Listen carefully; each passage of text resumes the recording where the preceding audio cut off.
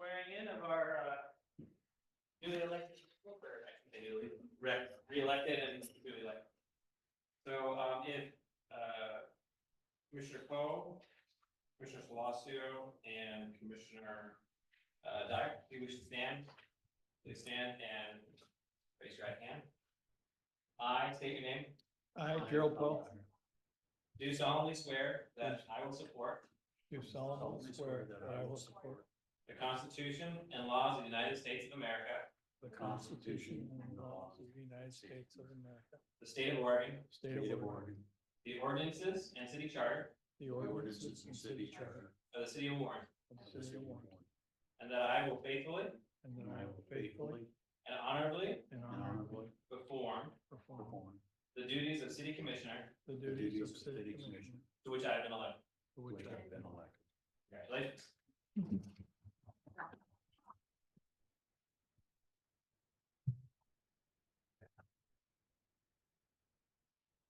Mayor, just a reminder that the YouTube video, we are doing a YouTube channel just starting, and we are going to be starting that recording tonight. It will not show up immediately. It will be posted after this meeting. So we'll now have virtually available meeting recordings. So, thank you, City Manager. Make sure this is on. Okay, that was on. All right, now we have the election of Mayor Pro Tem. Subject is Chapter 3, Section 9 of the Warrenton City Charter. At its first meeting of the year, the commission shall select a Mayor Pro Tem by ballot from its membership. The Mayor Pro Tem presides in the absence of the mayor and acts as the mayor when the mayor is unable to perform its duties. We have a ballot here. Oregon law prohibits secret ballots. So the name, please write your name next to the commissioner for whom you are voting. And then pass it to the side for the record, but where the clerk will then call the roll on the vote. Is there any persons wishing to state forward that they seek the nomination? Commissioner Mitchell, any others? All right. So please write your name next to the person that you wish to vote for. Okay. And then pass your ballots. Some may wonder why, if there's only one person that putting their name forth, why we cast the ballots, because the charter requires it.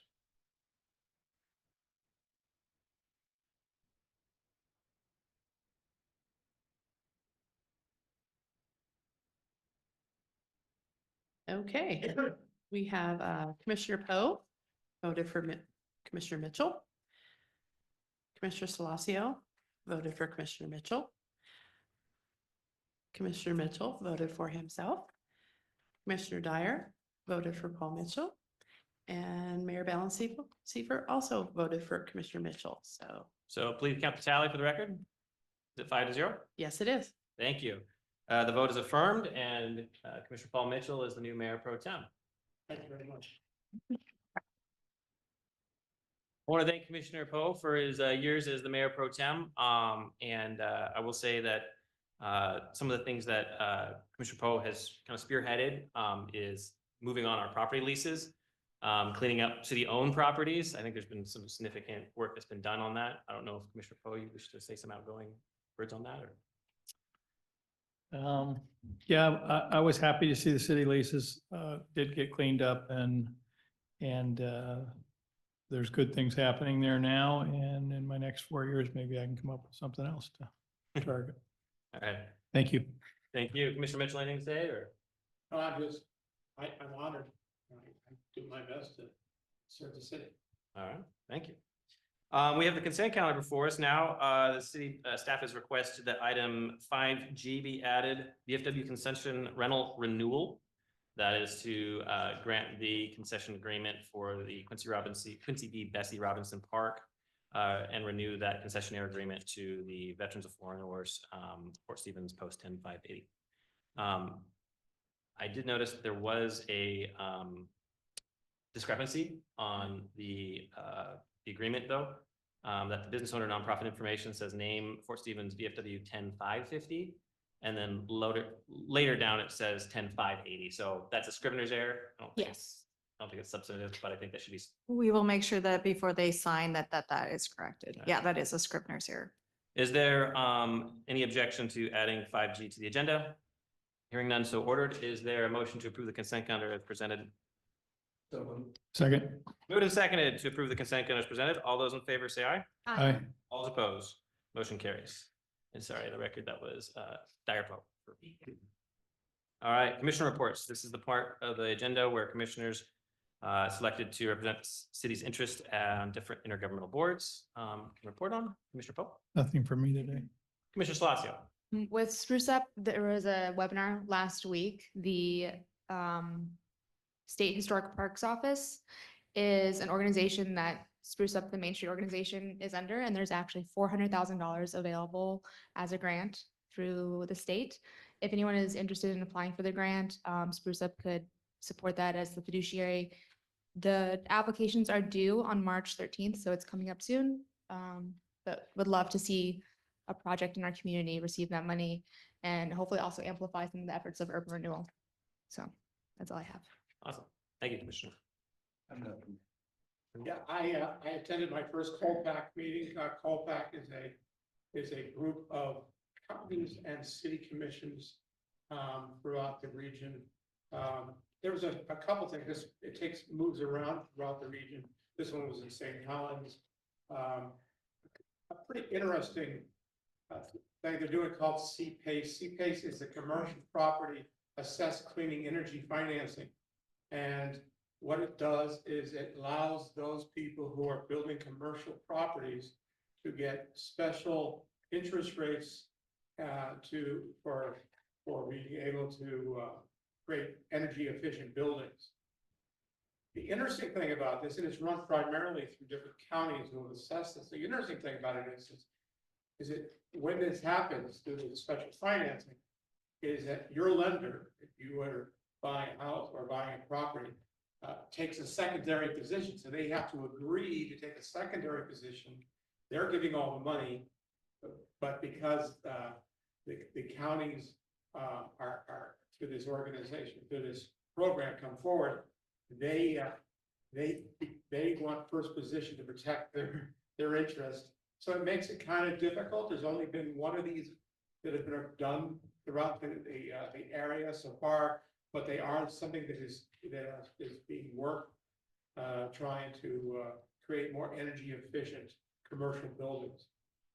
There was also a lot of conversation about the buyout, and I think that, you know, I'm sure you'll talk about that, Mr. Mayor, but, you know, I think that joining with other cities to move forward on letting our voices being known through legislation and through legal action, I think is everyone is heading towards in that particular thing. Also, there's been some issues with their creating new financing and new administration for Colpack, and they've redone all their financings and made some changes to their leadership. I look forward to serving on this, I think, very important committee and seeing what other counties and cities are doing throughout our region. Thank you, Commissioner. City Manager, I do not have anything. City Recorders.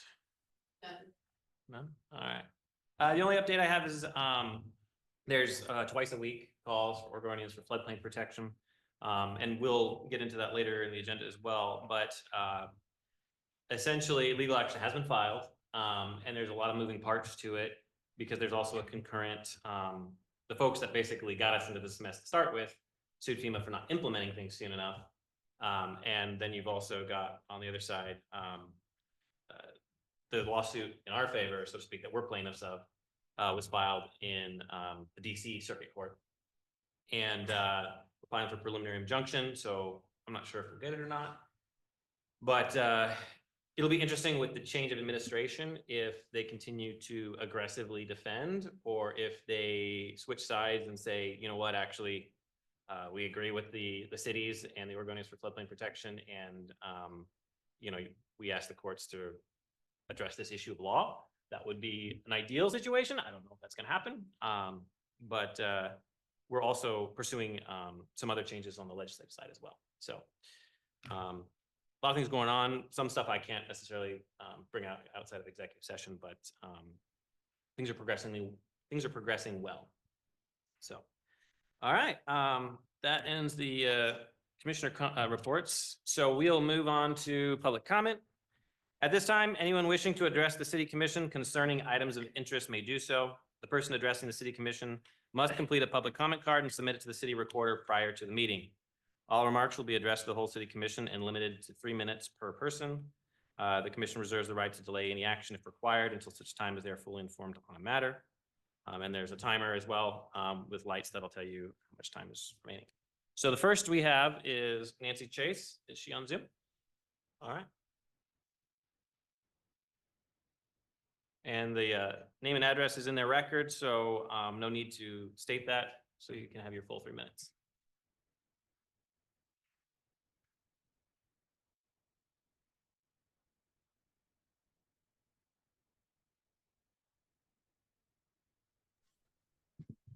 Thank you, Nancy Chase. And I was wanted to speak about the Oxford House and Hey, hold on, Miss Chase. You're kind of garbled there. Let's play with the volume real quick before we get you started. All right, go ahead and try now. all right, Nancy Chase. I have a house at 583 Russell Drive. Is that clear enough? Yes, thank you.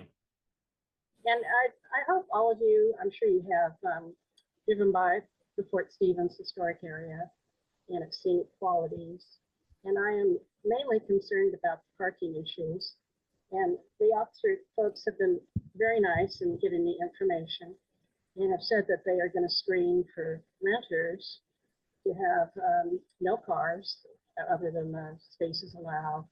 And so far it seems that really has not been communicated well. And so I have talked to them, and I hope they will continue to screen tenants who don't have cars. It is an awkward, it's an area that's far away from services, so I think it's an issue.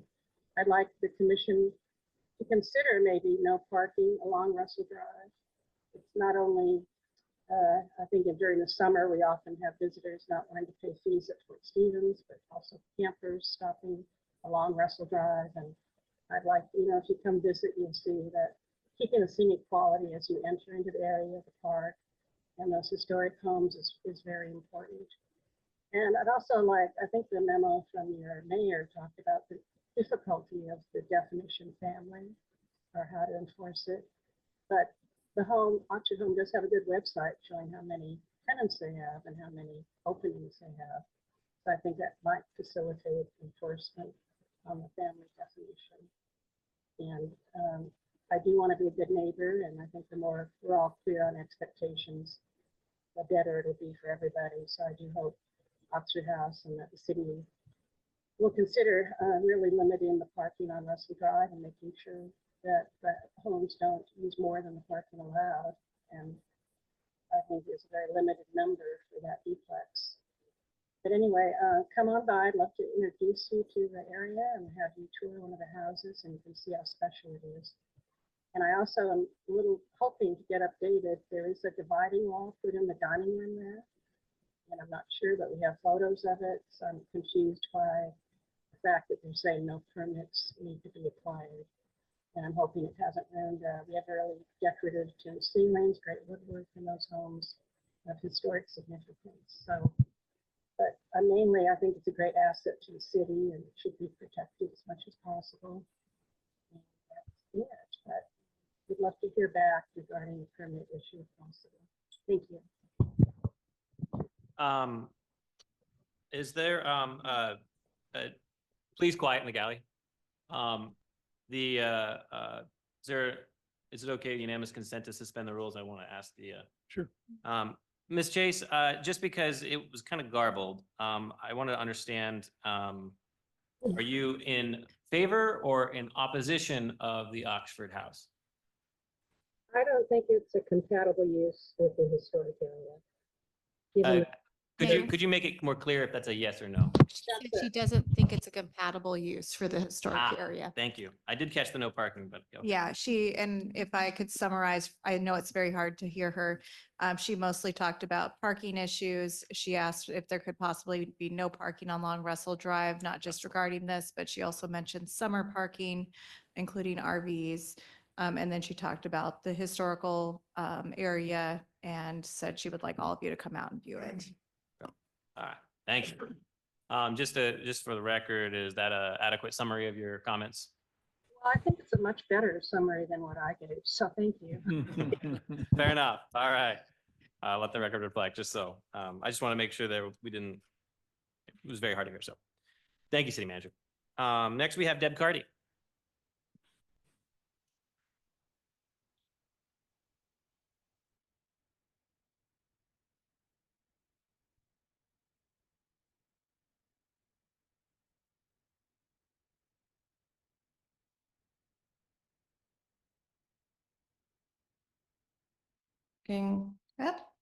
I'm looking directly into their deck. I can see into all of the rooms basically because of where our house is positioned. We can see the nightmare already taking place. There's no parking. There won't be any parking. There's no place to even present any parking.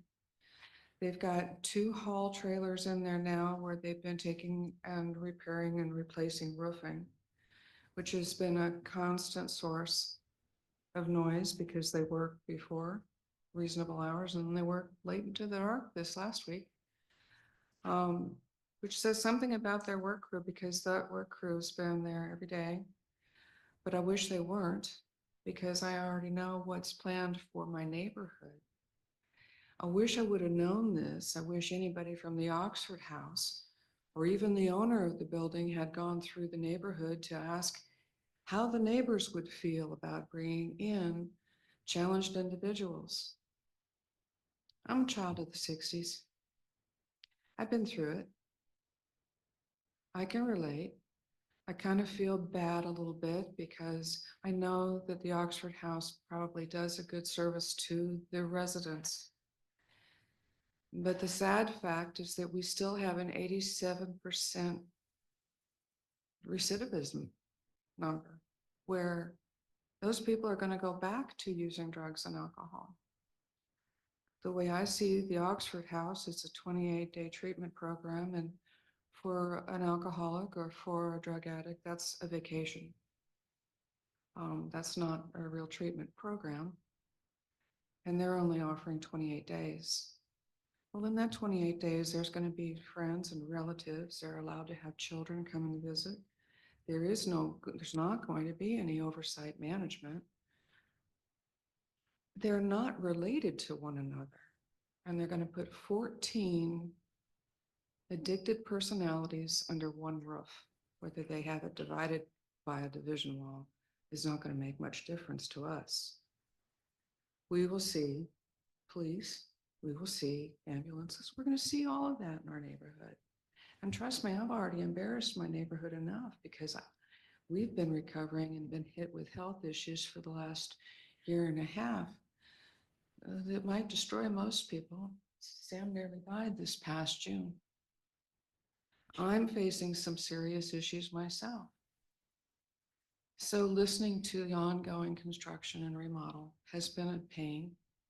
Knowing that the owner doesn't care about the rest of us in the neighborhood and it's a dollar issue for him with this investment. That's tough. I don't want to have to hear it. I'm going to be in healing in 3 weeks. I'm going to be going through the next probably 6 months of healing. And then I get to go through it all again. So I'm really not wanting to have a whole lot of people in our community coming into that particular neighborhood. Thank you. Time has expired. Thank you. Thank you for listening.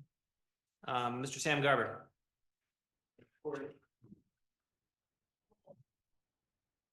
Hey, my name's Sam. I get the same address. We live together. I got a whole bunch of questions about it. A couple of things. What are these people in there for? Is it just drugs and alcohol? Are there any felons, sex addicts, How do we find all that stuff out? I mean, that's a big deal. And then the other thing is, the kids, children in the neighborhood and people visiting, you know, vacation rentals, all that.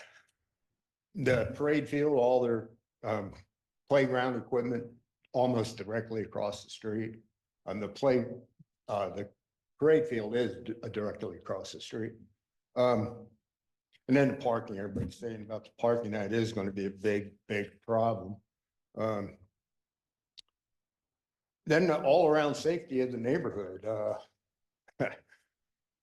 What I read online was the success rate versus the failure rate. I don't even know how they could have a rehab house with that. It was 87% for that Oxford house, I guess, nationwide. And then finally, the values of the homes in the neighborhood. It's going to take a big hit, a dive. Put up your house for sale. Who do you think is going to buy it if you live anywhere close to that duplex?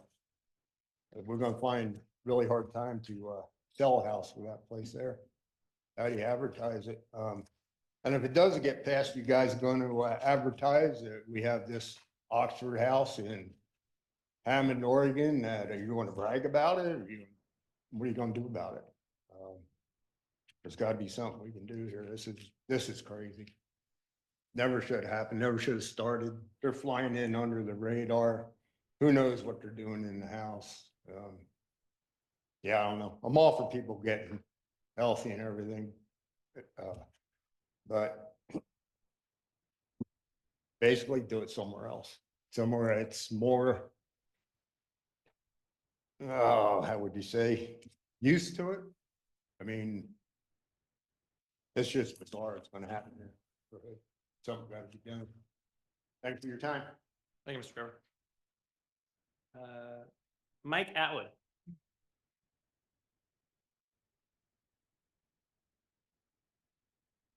Live at 455 Silverside Place. And I'm here because the parking, I see there is an issue with parking. And they should be on their own property. And they shouldn't be impeding on anybody else's property. But I'm not against them being there, because I figure everybody's innocent until proven guilty. And if they're trying to clean up, then they're trying to clean up.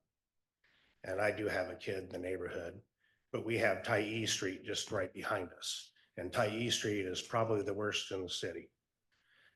There's more stuff back there. I don't know if there is anymore, but I remember when my older kids were at home, you'd hear rumors about what goes on back there. But as far as the people, I don't mind, but it should be within the rules, and it shouldn't be hurting anybody else's property.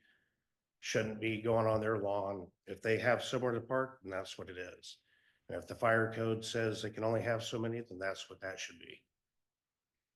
But I'm here, even if it upsets people, I'm not against them, but they shouldn't be impeding on other people's rights or property. And that's all I have, and I thank you for your time. Thank you. And then Kelly Shipley.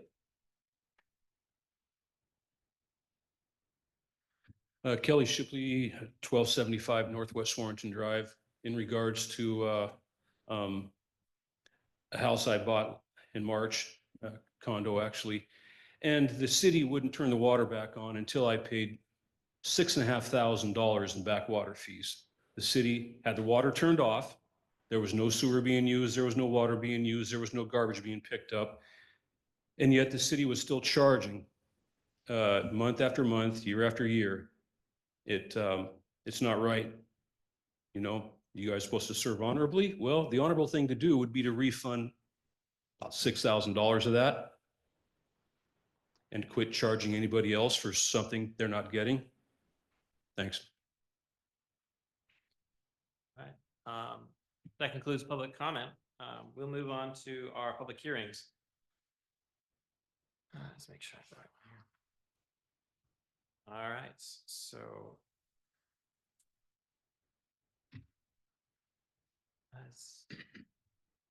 Don't we have a public hearing script usually for these? Okay. why we have this. All right, just gotta make sure, because it's gotta be all legal and legit. There you go.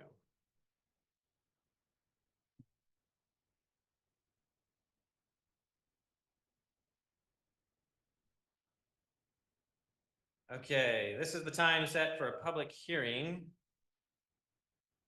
on ordinance number 1288, an ordinance to vacate Fourth and Fifth Avenue in the city of Warrenton, Oregon. At this time, I'll open the hearing. Are there any conflicts of interest or ex parte contacts to report?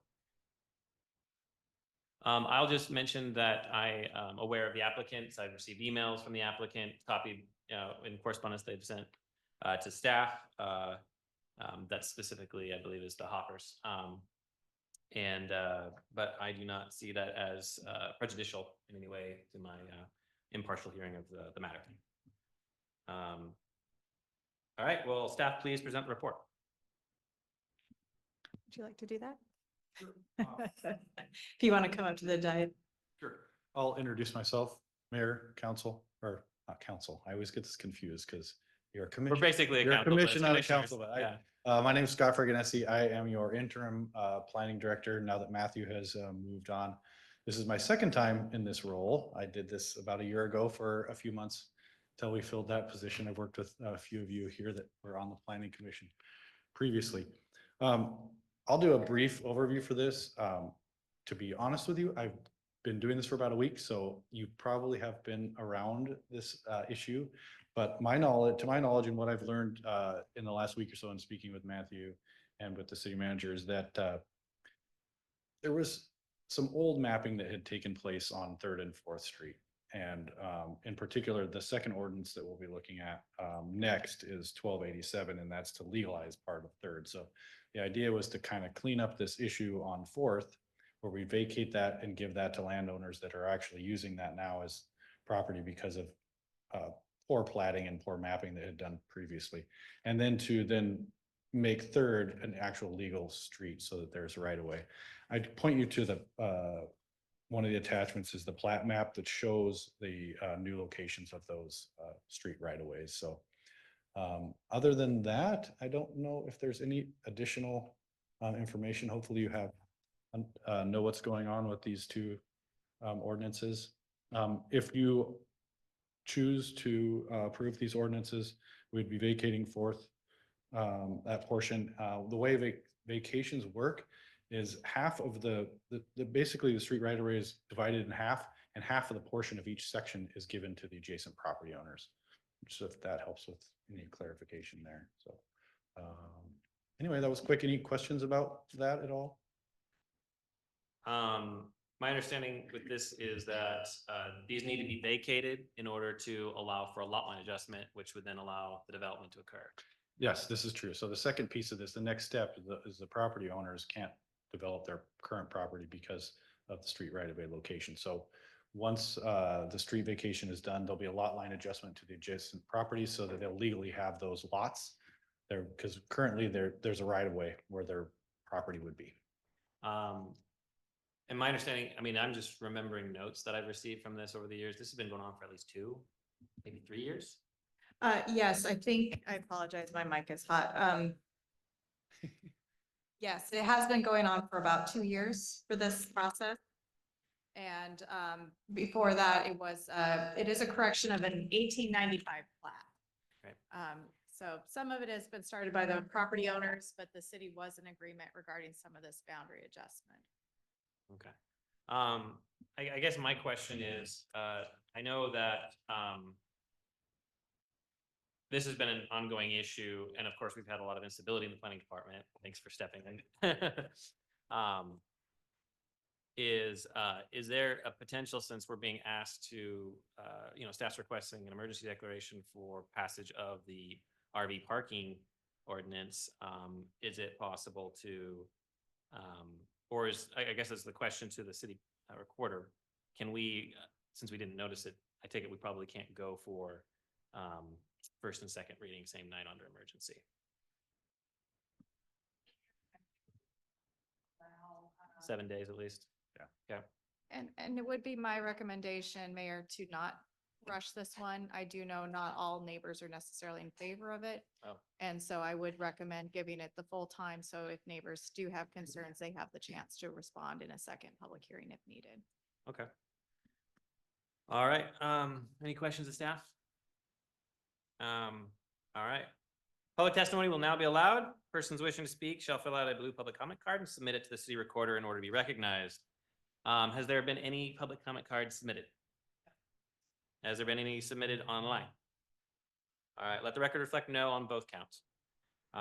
Because the city of Warrenton has a long tradition of extra process to ensure open and fair hearings, I will open it up. Is there anyone here wishing and present in the audience wishing to speak in favor of the ordinance? Got a question. Well, it isn't a question and answer, but you can go ahead and make a comment that's neutral if you wish. Yeah. I'm Steven. I live at a. Please, name Yep. and address for the record. I'm Stephen Duma. My grandmother, she lives at 1230 3rd Avenue.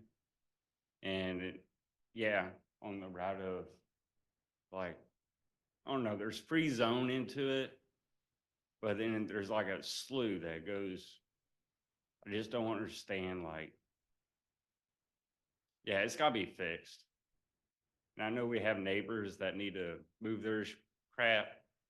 And me personally, I gotta move mine a little bit, but yeah, just to understand it, it'd be, I don't know, you just need to figure it out. That's all. Okay, thank you. Yep. Is there anyone wishing else to speak in favor or neutral? And is there anyone wishing to speak in opposition? Okay, let the record reflect. There was one neutral question, comment, and there was no wishes to speak in opposition or in favor. Does the staff have any comments related to the questions that were presented? No, not. Let the record reflect none from staff. And then the other question related to the issue, this is simply for the vacation of the road. This has nothing to do with land use action. This has nothing to do with, it's just vacating the road. Okay, that's all that's before us right here. All right, if there's no further speakers in favor, opposition, or neutral, you may speak in neutral if you wish, unless it's a question for somebody. Yeah, my name's Sam. I just, Please state your name and address for the record. Sam Separate hearing. Barber, 475 Silverside Place, Hammond, Oregon. I just had it's just a question. I'll just put it out there. It won't get answered, but what is the easement currently now? Utility? Road vacation is not necessarily per se. It's a street right away. It's a street right away. It's not a. Not an easement, it's not a right of way. Mhm. Street is the city owned street right. Yeah. It's a street that never got built. Yeah, it never got built. Yeah. They gave a plat map and Mhm. we're getting rid of one of the plats that didn't get built. They had bigger plans in the 1890s. And so if there's no further speakers, I will close the public comment session. And do members of the board have any additional questions for the matter of staff?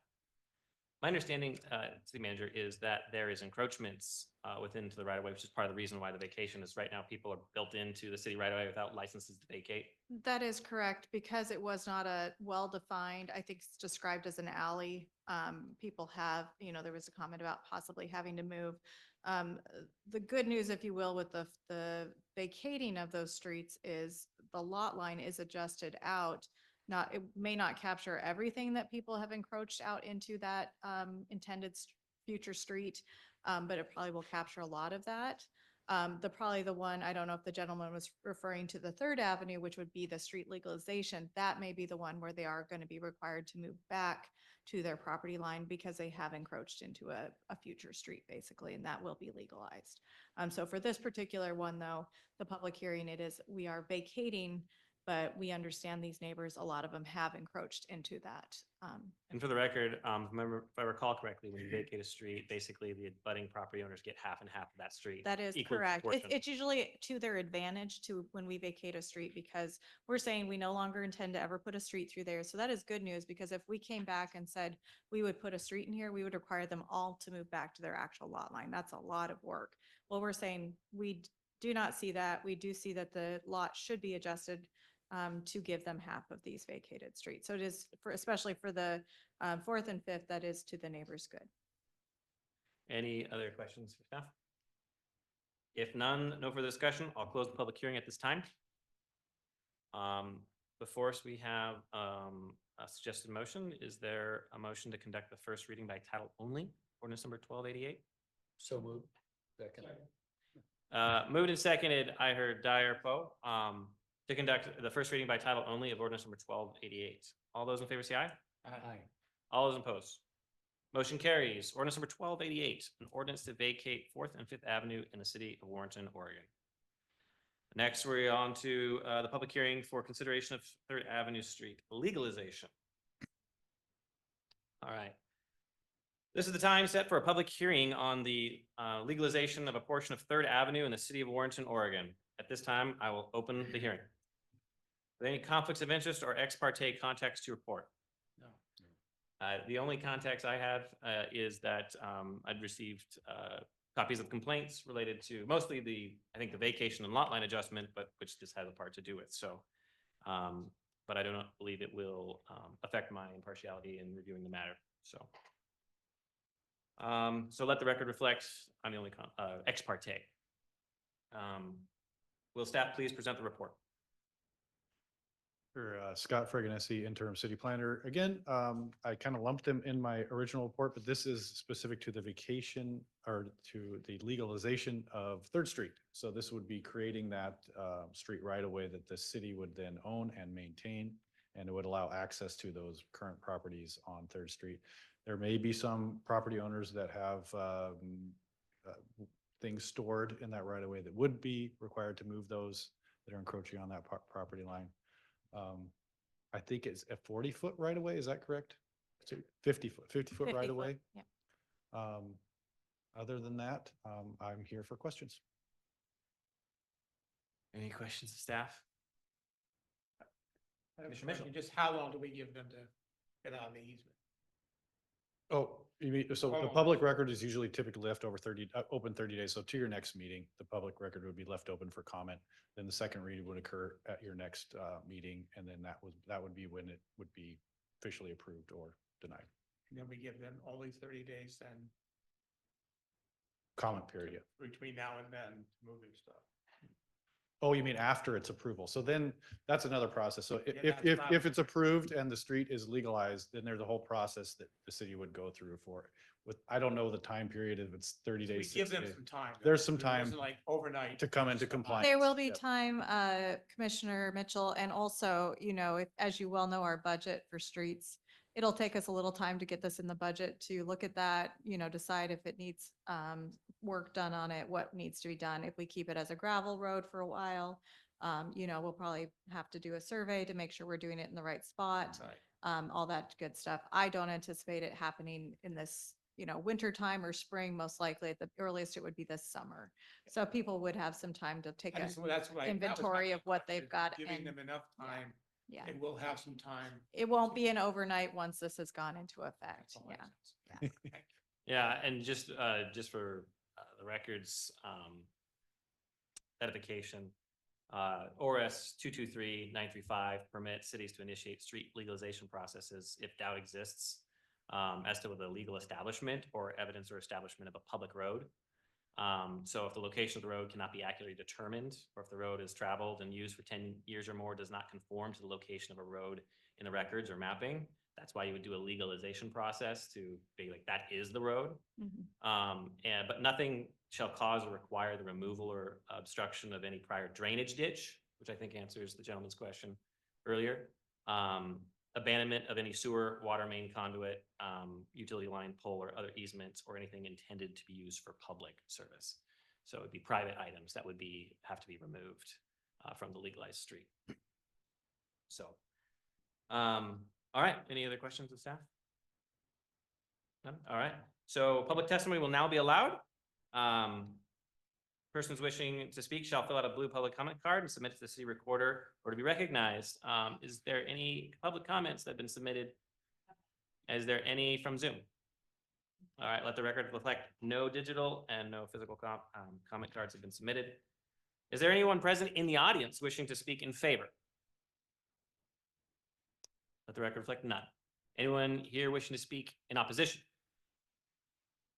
Let the record reflect none. Is there anyone here wishing to speak neutrally? Really? Okay. I'm in favor. You wish to speak in favor? Well, I don't. You have to speak. It's public hearing. I have to get you in the record. You have to say your name and address for the record again because it's a separate hearing. Sorry. Yes, Stephen Duma, 1230 Third Avenue. Yes, I'm in favor to clean everything up and, yep. In favor. All right. Thank you. All right. Anybody else wishing to speak? Let the record reflect one in favor, none neutral, and none in opposition. If there's no further speakers, I will close the public comment period. Or public comment session, I should say. Thank you. Do any members of the board have additional questions? All right. If there's no further discussion, I'll close the public hearing. All right. Before us, we have a motion to conduct first reading by title only of ordinance number 1287. So move. Moved and seconded. Dyer Mitchell to conduct first reading by title only of ordinance number 1287. All those in favor say aye. All those opposed? Motion carries unanimous. Ordinance number 1287, an ordinance to legalize a portion of Third Avenue in the city of Warrenton, Oregon. All right.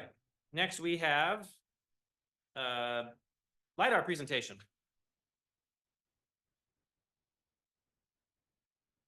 And just to provide context, this is from our interior drainage study, correct?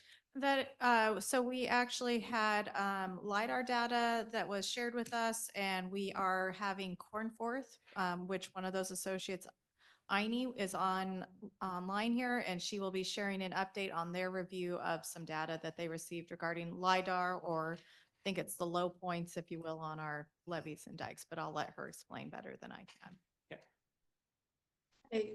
Thank you. Can you guys all hear me? Loud and clear. All right, awesome. Thank you so much for letting me attend virtually and present virtually. I'm traveling tomorrow for a family funeral, and so I really appreciate being able to present remotely. And just a quick introduction. My name is Anya Mines. My name is not phonetic. It's Irish. I tell people it's Anya like lasagna. I'm an engineering geologist in Portland, Oregon. My specialty is earthquakes. Well, not earthquakes, sorry. My specialty is slope stability. So a lot of landslides, embankment dams, levees. And what we helped perform was to take the data that had been provided to the City of Warrenton from Atkins Realis on behalf of FEMA, and Dogami's LiDAR data, and try to identify areas that are low and that are likely to need additional work. I understand that Warrenton has a long-term goal of achieving FEMA accreditation for both of the systems that they manage. And so I'm just going to give a brief update on this topic, and I've been asked to stay to 20 minutes, and I'm going to try to do less than that, and then have time for any questions that I can answer within what we've done for the project. So next slide, please. So what we did was we compared the existing ground surface elevation and the flood elevation data to evaluate freeboard. Like I said, the goal was to identify areas within the levee that are more than, what we decided was that what made the most sense was to try to identify areas that are more than a foot below the required freeboard for accreditation. And the reason that we did that is because we were working with LiDAR data, which has a 3 foot by 3 foot grid. And so once you're talking about elevation differences of less than a foot, it's hard to tell if that's from the LiDAR or if a ground survey might give you better data. And also, if the elevation difference is less than a foot, that is frequently a raise that you can accomplish within your existing levee prism geometry. So you don't have to look at acquiring additional real estate. It's almost like a more akin to like a patching project than a levee improvement project. So the flood elevation data that we used was provided by Atkins Realis, and they were working for FEMA. Their work was entirely coastal transects. So Warrenton is somewhat unique in the sense that it has both riverine and coastal components, right? So there's the two rivers, the Skippinnon River and the Lewis and Clark River, and then there's the coastal components.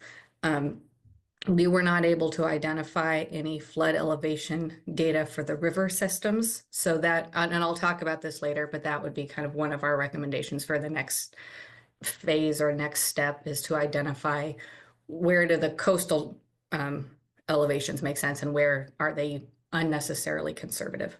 And then the ground surface data was obtained from Dogami open source LiDAR. Next slide, please. So just a quick recap for people who don't spend a lot of time parsing what a required freeboard is. For coastal levees, it's 1%. It's the 1% annual chance maximum run up plus 1 foot, or, and this is for waves, or the still water surge elevation plus 2 feet. Both of these values were calculated by Atkins Realis. I do want to make clear, we are a geotechnical engineering firm, so we're not H&H or hydraulics and hydrology. And so we aren't really in a position to evaluate whether the flood elevations that Atkins Realis calculated are correct or not. We just used what was provided. And then we also developed a surface for the levee from LiDAR. So we took the LiDAR surface and we developed a topography. And then we took the available center line alignment. So that's basically an imaginary straight line drawn down the middle of your levee crest. And we took the elevation along that line and compared that to what the required freeboard would be for freeboard for the coastal levees for CFR 6510. And then we just came up with a really simple color coding where if it was red, it's below the required freeboard. If it's green, it's above. And if it's yellow, it needed a field review. So those would be areas where there's potential channel constriction, or this was all an office study. There are some places where I think there's maybe a closure structure or something else. There's like a very distinct gap in the levee. And I think there may be something there that we didn't quite capture.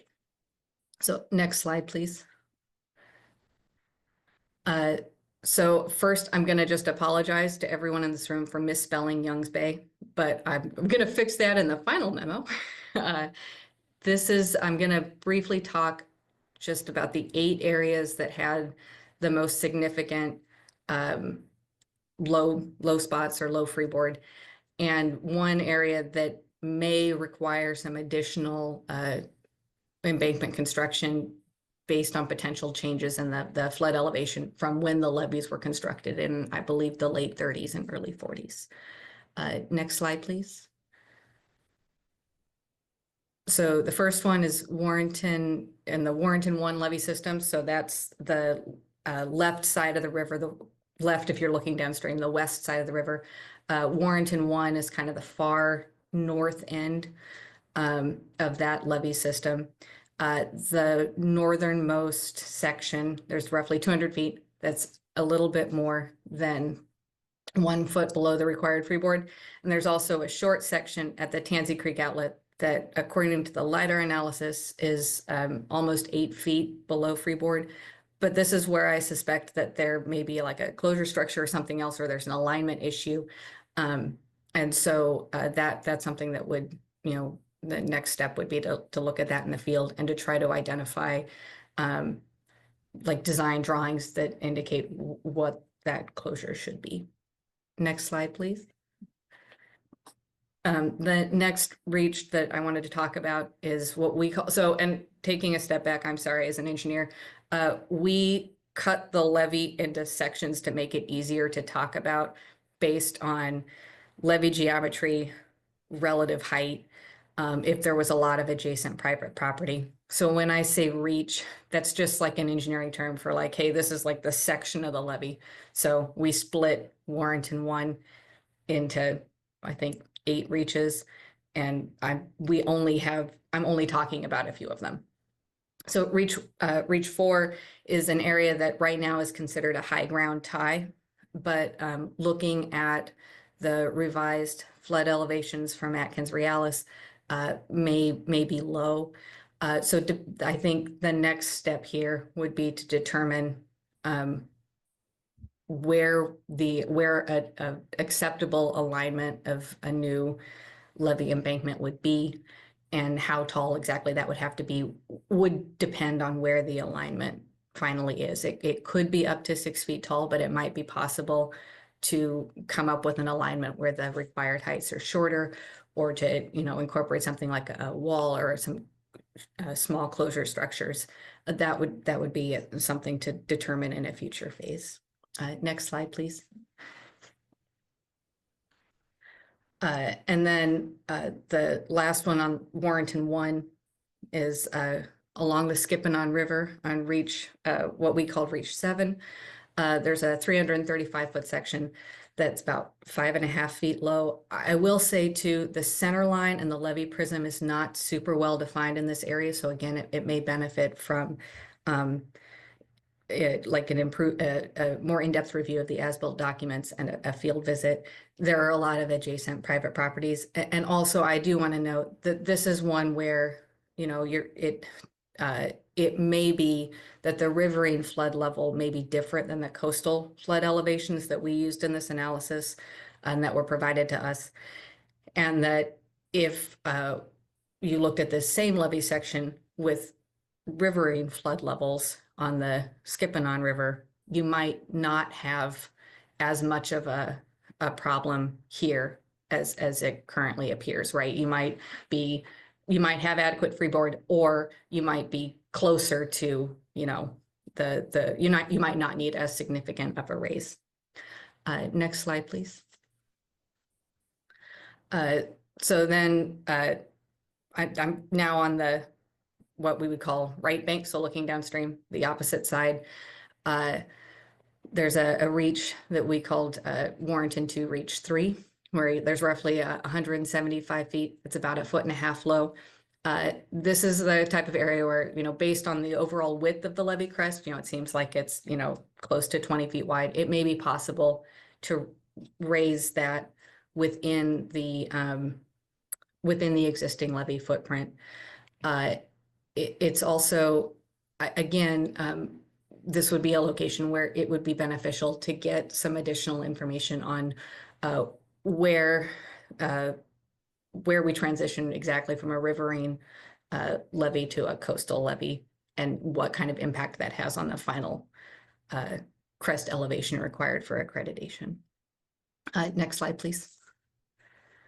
In Warrenton 2 Reach 6, there's about a 720-foot section that's about a little over a foot below the freeboard requirement. This is within the parking area for that marina. And so the levee crest isn't super well defined because there's been a lot of, it's very sloped. There's a very gentle slope to accommodate parking. So there's a potential that it may have been accidentally regraded for access. And it may also be a relatively low lift to improve it in that area, because you already have pretty good access, and it looks like there's really a lot of space to work with. Next slide, please. The other one of the reaches where we did have some questions that, again, we couldn't answer, on the Warrenton 2 Youngs Bay section, Reach 10, there's a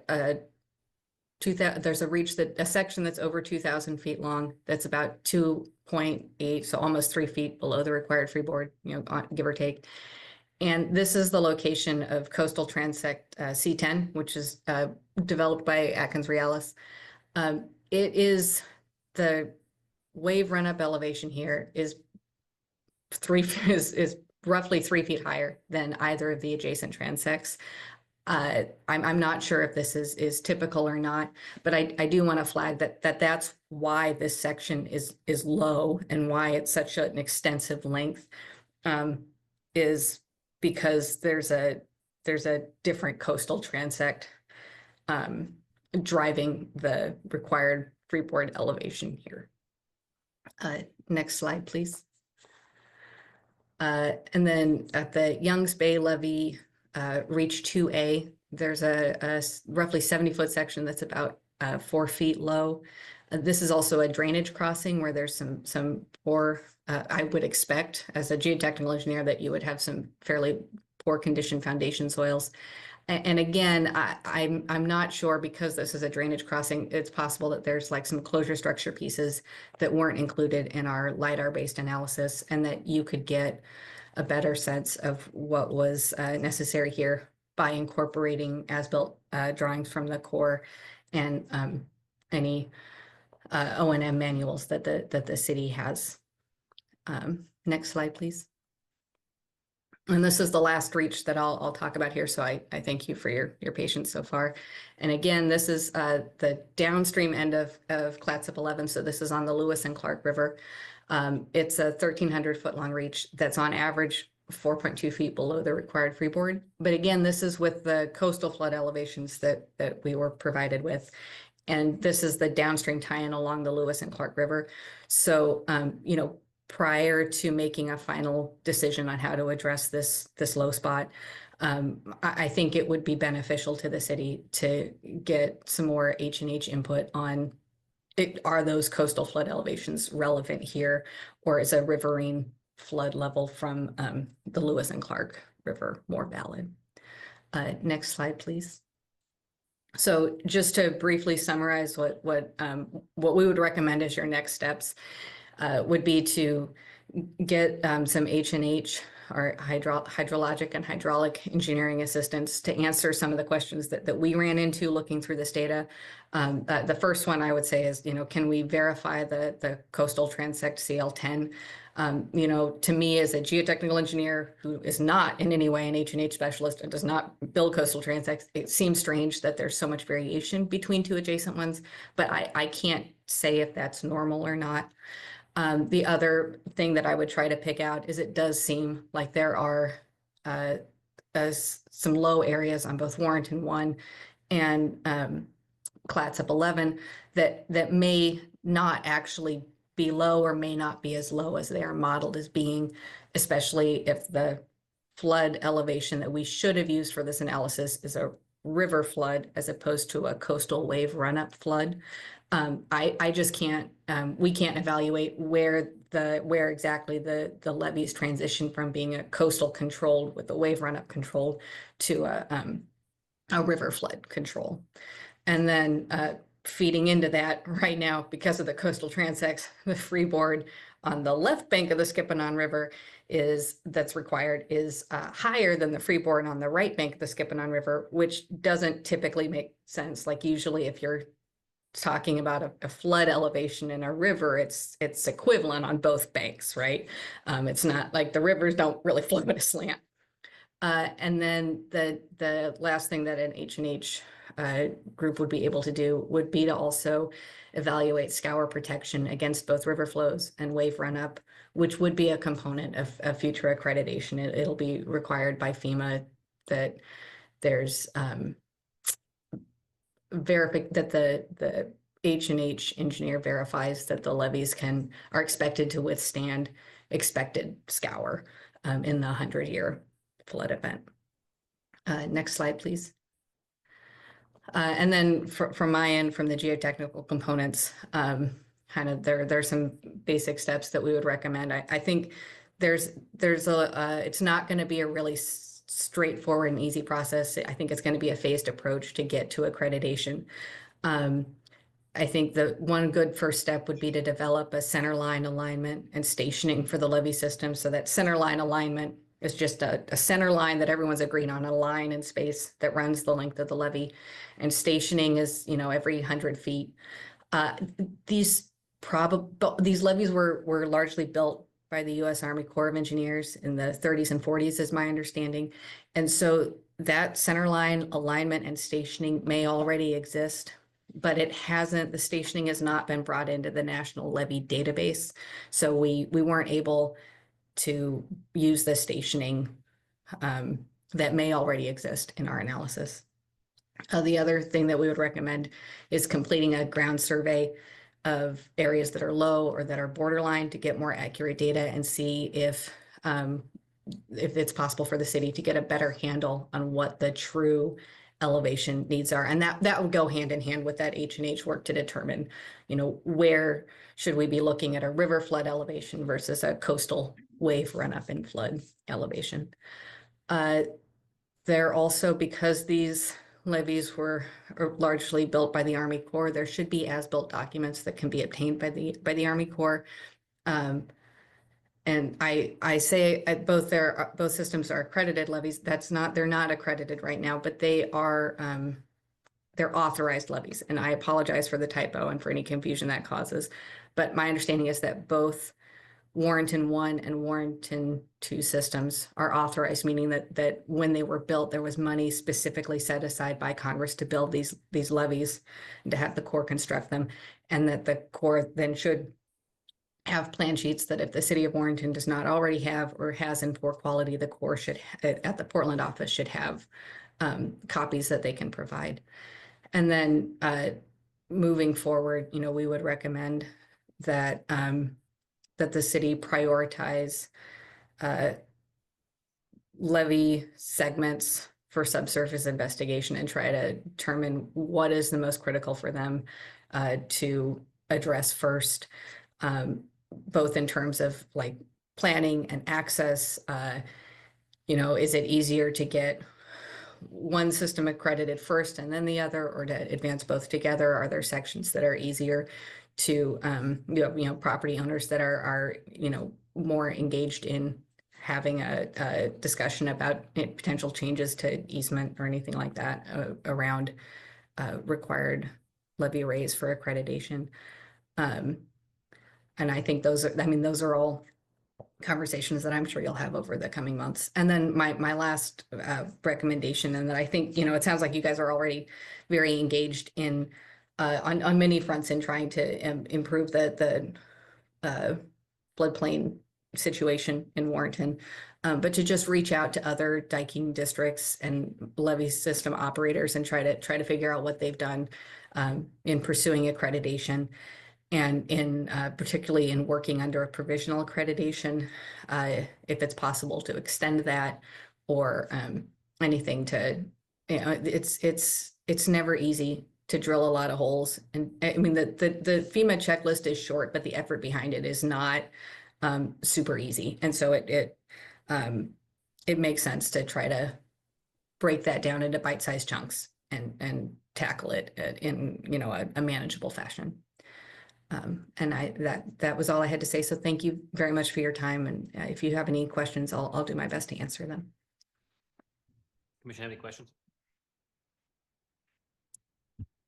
I'd say it's a lot of area. Yeah. I have a few questions. So on Reach 4, on Viking District 1, it looks Yes. like that intersects with our sewer treatment plant currently. Now, if I'm looking at this correctly, you're suggesting that there needs to be an approved high ground tie. Does that mean that we need to be building that up to such extent that we're building like a seawall, or like, is that gonna have to be? No, what I thought was interesting is that again, this is where I think it would be good to also get that H&H input on what flood level actually is valid right here at this location. The sewage treatment plant, the elevation around that already matches the existing levee, like it ties into the existing levee upstream. So when I was like, well, if you have to extend it somewhere, I was like, I guess you would just continue to use this high ground and then try to cut the straightest line possible. But that is very much a first stab, as it were. Okay. And so, and you'd mentioned the coastal versus riverine, freeboard requirements. Is there, help me understand this. So how, is that calculated by some sort of methodology, or does the Corps have a methodology by which they say, for FEMA, you put this into this formula and this is, this determines it's riverine versus it's coastal? I'm just trying to figure out, we paid for you to basically review LiDAR data. And I'm sure there's a lot more than what I'm seeing here in this paper, but I'm just trying to figure out, this product gets us a general idea of where things are low, but it opens a lot of questions that I was hoping that we maybe have had answered. Does that make any sense? I think I might be able to answer that a little bit. So she mentioned this is like a first stab. So next steps would be to go back to FEMA and ask them to quantify for us what they see as riverine versus the coastal. Because they should be able to say, well, we're looking at all this as coastal and here's why. And so the justification behind that is, it's this is their data. We had them do it from the coastal perspective because quite honestly, that's the worst perspective. So if FEMA came back and said, oh, this is all coastal, but you see it all as riverine, now we have to go redo it again. We went kind of with the worst case scenario first, if you will. So you're saying that we wouldn't have to pay for the engineering on the H&H in order to determine that? That would be FEMA would be able to determine that for us as we present this data to them? No, so this is actually FEMA data. The original LiDAR data is FEMA. I thought it was Dogami. They did that on behalf of FEMA. Okay. So we were shared this information from FEMA, had it done by Dogami.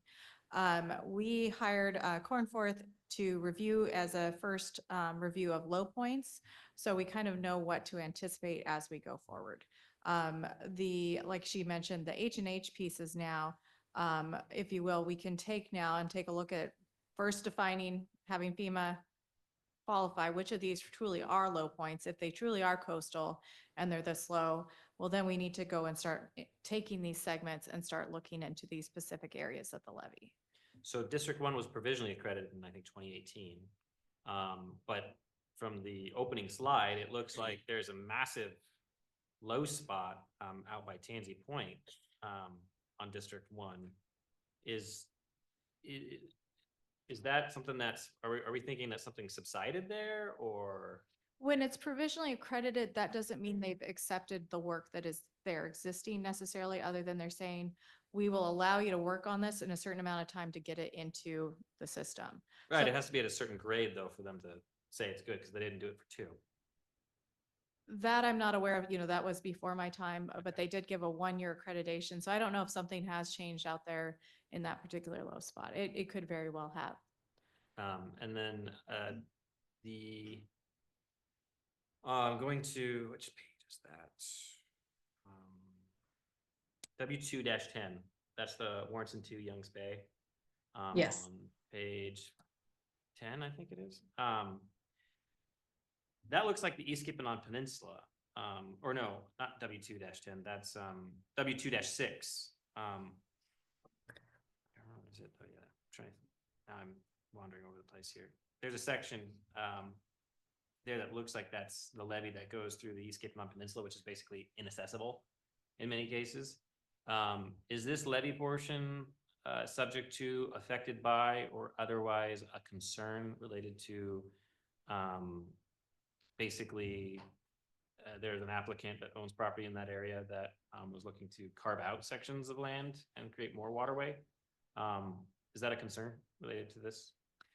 That's a good question. Our previous city planner did not necessarily indicate that tied into a concern for our levies, but it is something we should review. I think that was one of the reasons. I mean, there's many reasons when we were looking at this property, but conserving our riverbank has been part of the conversation, and whether that creates more issues with FEMA and our levee accreditation, I do not know off the top of my head. Okay. And one last question is in regards to some of these low spots. Now, if I understand the consultant correctly, the red spots can be filled readily without having to go to the level of survey. We can just kind of fill it up to a certain section, or is it the ones that have only like 6 inches but below a foot are the ones that we need a survey to determine? So correct me if I'm wrong, but I believe what was described is, if it's less than a 1 foot, first of all, we'd go out and verify that is true. So a visual to make sure, there is a survey of the height and make sure that You is. got to survey accurate. either way. We probably do. And that would probably be H&H engineers going out and saying, yes, and they would need to see what the surface under there is. Because if we're filling that, we need to make sure the subsurface is good, because most likely FEMA would come back to us and say, show us proof that you first made sure, they talk about the core drilling. Some of these we're probably going to have to show proof to FEMA in order for them to fully accredit and say, you did the full work to make sure when you topped it up, if you will, is how I'm describing it, when it's less than a foot, that you're using correct materials on top of existing materials that are already solid. Because if we did that without the proper procedure, they may make us go back. Because I was just thinking of what we did with District 2, when we had the National Guard basically improve a very large section of District 2 using just gravel and excavating. And they may be able to, like these engineers took it in segments or sections. They may be able to do the same, where it's not, if it's 100 feet, they may be able to do a couple sections of that and be able to tell, yes, across this, it's consistently the same material, and then be able to say, this is what can be filled. And do I understand it correctly that the sections that were presented to us are the only ones of concern? I believe that is, go ahead. They're what I would describe as the major concerns. I think in general for accreditation, what we've seen is that the expectation is that there is a surveyed levee center line, right? So that, something beyond just LiDAR, because LiDAR is that 3 foot by 3 foot. That's something that I would, confirm with FEMA before you commit to that expense. But I think regardless of whether it's green or red on our first pass, a survey is ultimately going to be part of the accreditation process of the levee center line. And I think that's just what I've seen in other districts that have gotten accreditation through FEMA in the last few years. And I take it that Cornforth did not either receive or was part of their scope to review the hydrological data that was done by the Corps. They are not hydrologic engineers. I know, what I'm saying is they didn't review the hydrologic data that we already had provided. The Corps did for the 8th Street. They did the skipping on modeling for flood 100 with a 50, 75, 100, and 500 year flood levels. That was not part of the scope. Okay. That was shared with them. Yeah. All right. And to the city manager, what's next? Yeah, so we have some action items from Cornforth. We will absolutely be following up further with FEMA. And FEMA, just to be clear, FEMA has offered some internal reviews, if you will, before we get to the full process of applying. We've talked about conditional accreditation. Unfortunately, FEMA at this time has made it clear they're not offering us conditional accreditation yet. However, I do want to push back on that at some point, because my understanding is there's other diking and levee systems that have gotten more than 1 year, which is all we received at the time. Unfortunately, though, when you're looking at this process and the segments we have to conquer and the types of things we have to do, this is usually 3 large scopes of work. The interior drainage was one. That took us approximately almost 2 years to complete. If you look at the other 2 segments, as well as the repairs and review of all this data, we're probably realistically looking at somewhere between 6 to 10 years to get this fully up and accredited. That's just the reality. Assuming we have the funding to do it. And so taking this in segments is absolutely a good idea. Starting to plan in the next stage. And I can't remember, I apologize, which one of the ones that is, but some of that will be hydrologic data. Some of that will be surveying. And then again, reviewing some of that data with FEMA to make sure we're capturing it in the way they want, that when we go to provide it to them, they don't make us go back and review it or redo it. So absolutely the steps that Cornforth has outlined, we'll be working towards those. Like she mentioned, some things with finding as-built, finding that center of line. Those are some critical components that may save us some time if they're already in existence, and money. But we will have to start looking at what are the most significant low points in this data. And that means some of that may need to be done in person on site. And then from there, kind of tackling how we accomplish that. The easier ones are the ones where there's not a lot of run-up needed. She talked about the scourings and such.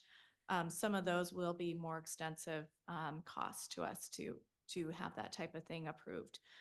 So those are more like a sloping versus what's existing, and that's adding material that's not there. So is there anything else I'm missing before we let you go? No, I think that pretty well covered it. I think a lot of areas in the LiDAR data may be the ones that we did not talk about specifically may either be false positives or close enough that once you have a survey, it's something that can be addressed within the existing footprint. That is still a cost, but it's a lot less than a raise where you have to acquire additional property. But I do want to stress that I think a boots on the ground verification is a very important next step, and that I would target some of these areas for survey based on what your prioritization is. Thank you, Anya. Yeah, thank you for your time, and thank you for having me tonight. City Manager, just to close this off, you said FEMA was willing to do some in-house studies or, Some review of what we're doing. So as we go forward with this progress, we will review with them the things like the riverine versus coastal. I think they can help us draw some of those boundary lines. That I think is something they will offer possibly. When we review data such as our interior drainage, if we have questions once we feel it's completed, they will review what we see as a completed project, and they will say whether it meets the criteria they think it should when we submit it. So again, after we've completed each phase, they're allowing us kind of a preliminary review that isn't going toward accreditation yet, but saying, yes, you've met it, or here's some more pieces we need before we finally do the step of submitting the whole package. We do have the interior drainage study presentation at our next commission meeting. color me cynical, but is the FEMA people promising these reviews the same people that promised they would remap the city as if the levies were accredited for our new D firms? Some of them are. Protract on that? No. Okay. Yeah. So. All right. All right. Well, with that, we'll move on to consideration of code amendments, ordinance number 1289. Chief Workman. Thank you, Your Honor, City Commission. Well, first of all, I have to say that there's a lot of pressure knowing that this is going on YouTube. And I'm not sure this is my best side. Okay, so I apologize bringing all of these different amendments to you all at once, but just to kind of peek behind the curtain throughout the year. Mind you, I like reading city code at night when I want to fall asleep, but not normally. But when I find things that need to be changed, I make a note of it. And then I just don't come to you every time I find something. But when I do find something that should be changed, I put everything together, and this is kind of that conglomeration of changes I'd like to see in the code. So the first one was the stuff that we did back in 2023 with ordinance 1263, and then followed by ordinance 1270, which corrected 1263 that we had left out a part of that traffic/parking ordinance changes we made. And so what I would like to suggest is on that topic, we, in current code, it talks about chapter 10.04, I guess section 10.04.260, and it's placing a citation on a illegally parked vehicle. The wording in that doesn't match what we do. It talks about putting a traffic citation on a vehicle and the failure to comply with that traffic citation. Well, traffic citation is our big, long 4-copied citation that has a driver, has all the information for someone who is in the vehicle. Parking code, a lot of times, we're just putting a parking notice on there. There's no driver, it's unattended. We just put it on especially during buoy time, we'll put it underneath the windshield wiper, and the people will come and either mail in the $25 violation fee or bring it down to City Hall or to the police department. And so what we need to do is we need to change that part of the code that gets rid of and get rid of traffic citation. And our parking ordinances, I didn't bring one with us, but if you haven't seen them, they're a little yellow envelope that has, we keep the top copy. We mark what the violation is, put the vehicle information down, and we put it on the vehicle. And so, but it's called a parking notice. And so that's what I want to change in the code, is to amend it to say notice and parking notice, parking violation notice, excuse me, throughout that code. And there's some other minor changes. Went with get rid of the he, him, her pronouns and do them, and put it in there so it's less guided toward those particular pronouns in there.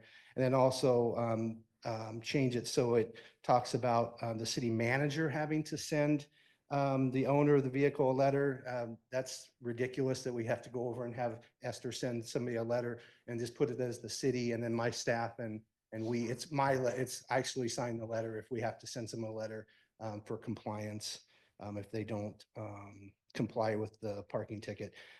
You guys had changed that even before those previous ordinances we talked about, Mr. Mayor, if you remember. We lowered that to $25 because we were trying to find that sweet spot, because when it was higher, people were very upset and they wouldn't pay it. And then they had all kinds of people complaining, and we wanted to get it down to where people were, more likely to, okay, I violated, just paid my $25 fine. And we don't have to go through a court process and all that kind of stuff.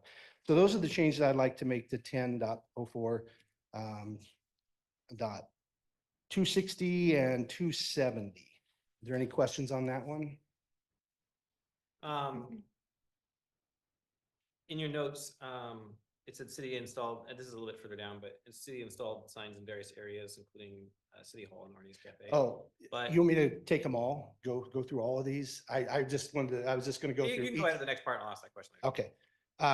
Okay, so the next one is what you were going to bring up. Is there any questions on the parking notice? That one's just kind of simple language, just everything stays the same in the ordinance other than the letter, and then calling it, instead of calling it a traffic citation, calling it a parking notice violation. I guess, People pay it, chief. What's that? Most people pay it. Yeah, We they don't do. have a large amount of people who ignore it. So we do have, I wouldn't call it a large amount, but people from out of town sometimes just kind of let it go, and then we don't, okay, but we keep track. And so if we had somebody, the ordinance itself, it didn't change. If you get more than 4 outstanding that you don't pay, or $100 or more accumulated fines, you now can have your vehicle impounded under our impounding ordinance, which is If somebody's here on vacation and they've gotten 4 of these, can we do something, put it on their license? They can't renew their license, or? It's hard to do a muni code violation and affect somebody's DMV license, but Basically, a tourist can come here and not do anything.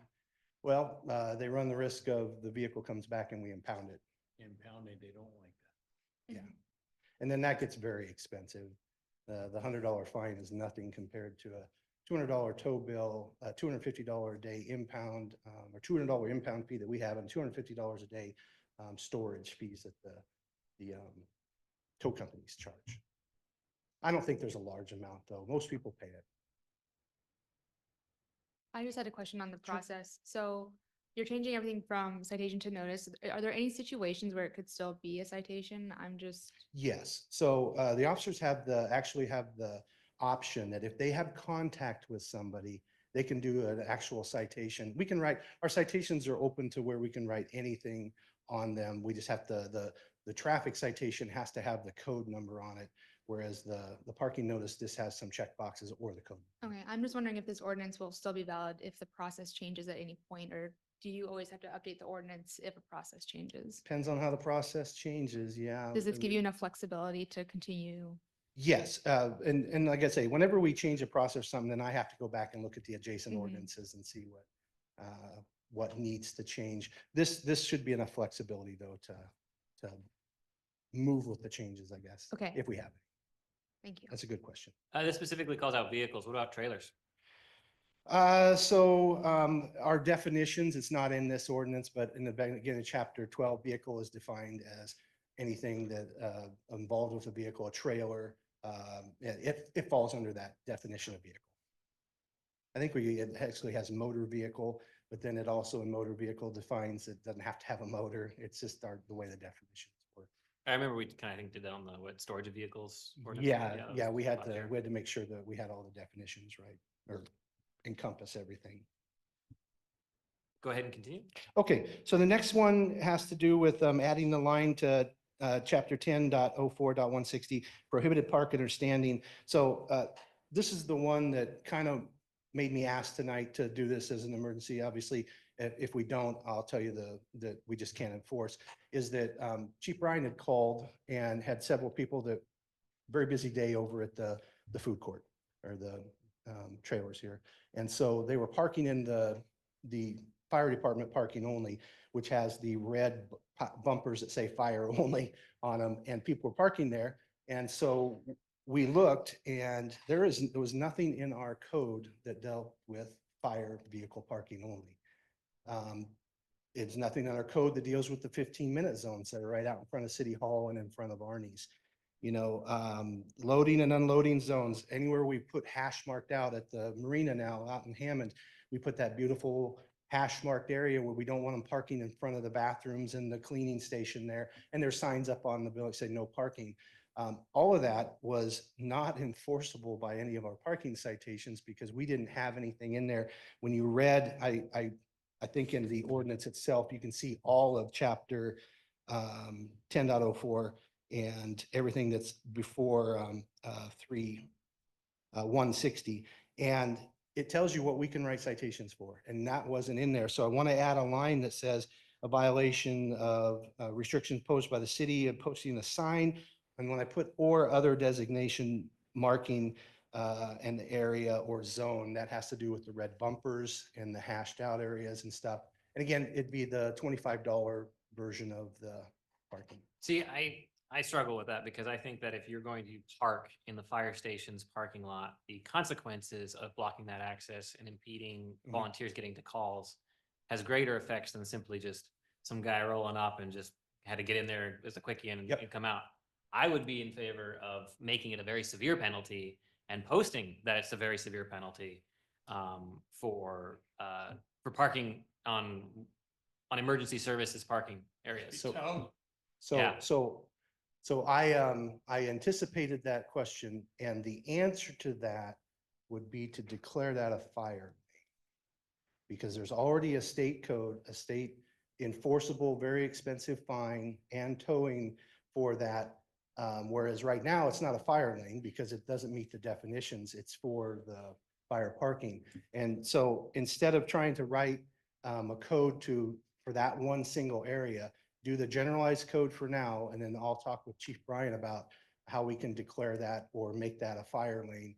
And then, yes, anybody parks there, they're subject to immediate tow and question, it would be a state law on the fire yes, lane? yeah, So that would blocking mean a it fire lane. wouldn't go to Muni court, it'd go to circuit court, right? So we adopted all state codes, so we can charge them in Muni court at the same fine level that the state has for that and tow their vehicle.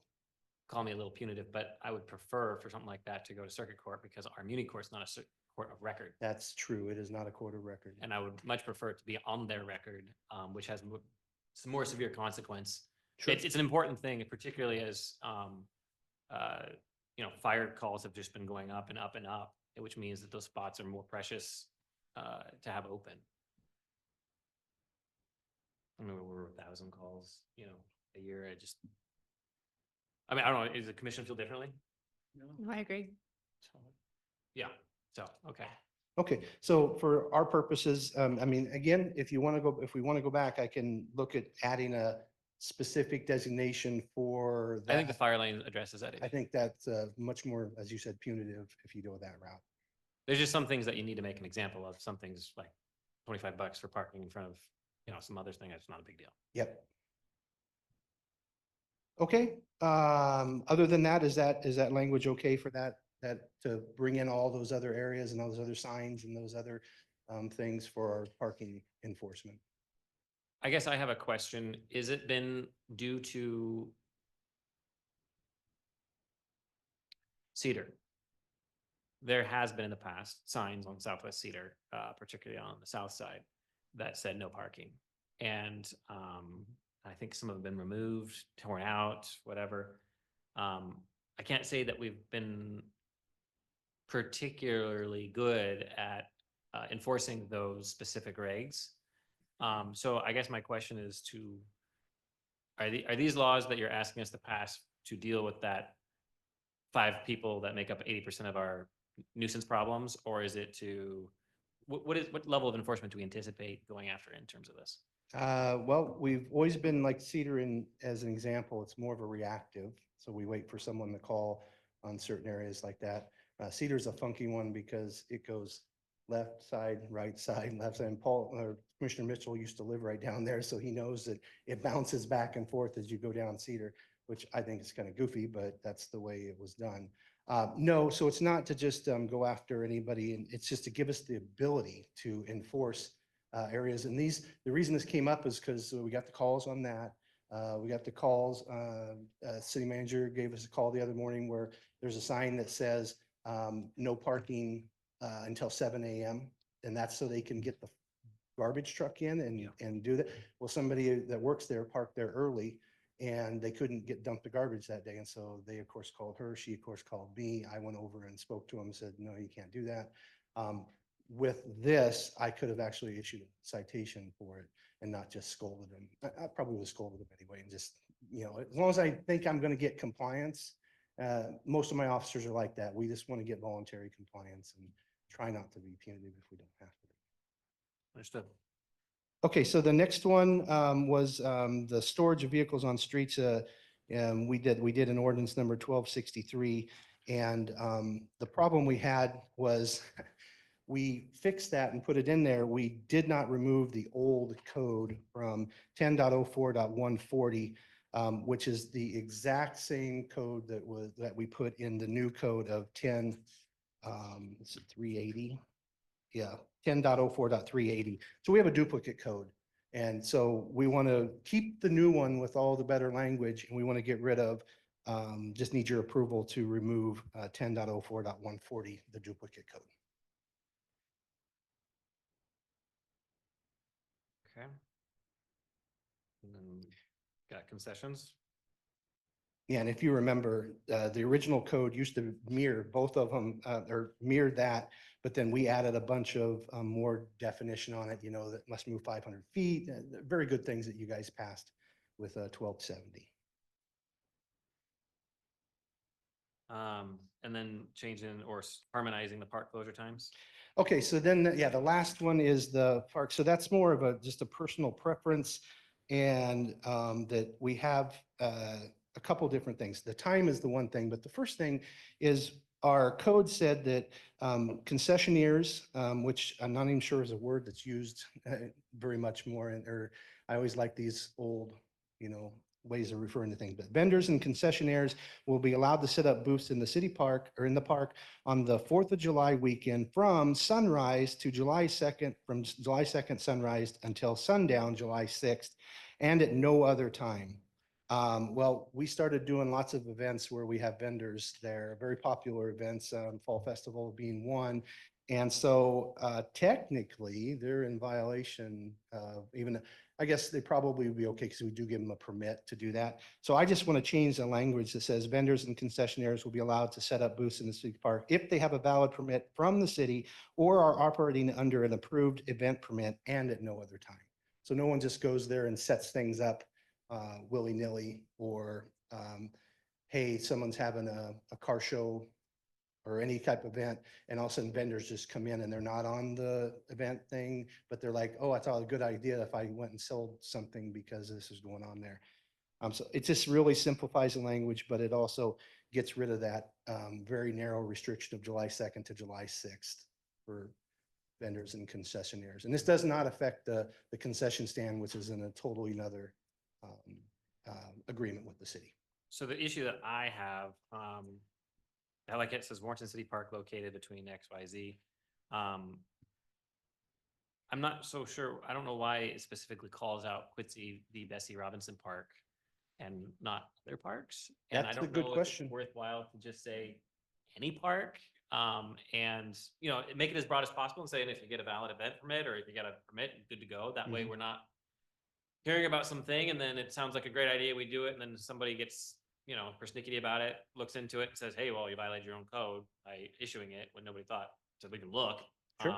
I think it's easier to give it the flexibility to be, so that I think would say,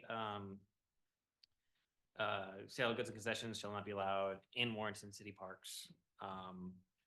Instead of specifying the park, outside of the concession building, outside of concession buildings or structures, I'll let the lawyers word it up basically, and go from there. The other question though is valid permit. I don't even know if we have such, I know of event permits. I don't know of any paper permit that the city commission's ever approved or created or thought of on related to a non-event permit, valid permit for people to have their food carts or wherever in the park. No, I know the only one that we've recently talked about is that the ordinance that we changed to get a permit to do something on a sidewalk or in a parking space. And we had lots of discussion over that. But we have never, for the parks, I don't recall, unless Public Works has something that I don't. I think the biggest thing is we got to be sure that they have a business license. Well, business license, but also, if they're operating, they should have some form of approval from the city, whether, like the chief said, it's under the umbrella of an event permit or an individual permit. So we mentioned the ones where it isn't not in the parks itself, but we've talked about the ones where it's setting up in the streets. We used to have people doing that without permission. So we've actually said now they have to have a permit. So I think this falls under that same definition of people can't just set up parks without a permit. So It doesn't come to the commission though, typically. Yeah, I mean, event permits do, and obviously if somebody wants to in the summer, bring an ice cream truck or whatever, over there, I think that's all great. So the question becomes, how do we treat this? Is this for parked vehicles per se, or is this, how do we define, say, the ice cream truck that goes to the neighborhoods, right? Everyone loves it, doesn't really create a problem. What's under that regime that you're specifying? Where does that fit into that? Is it because it's not parked longer than, the person's always, the engine's on, the person's on it? Right. What, I'm just trying to. So I handle would think it. that the ice cream truck would be okay in that they get a business license.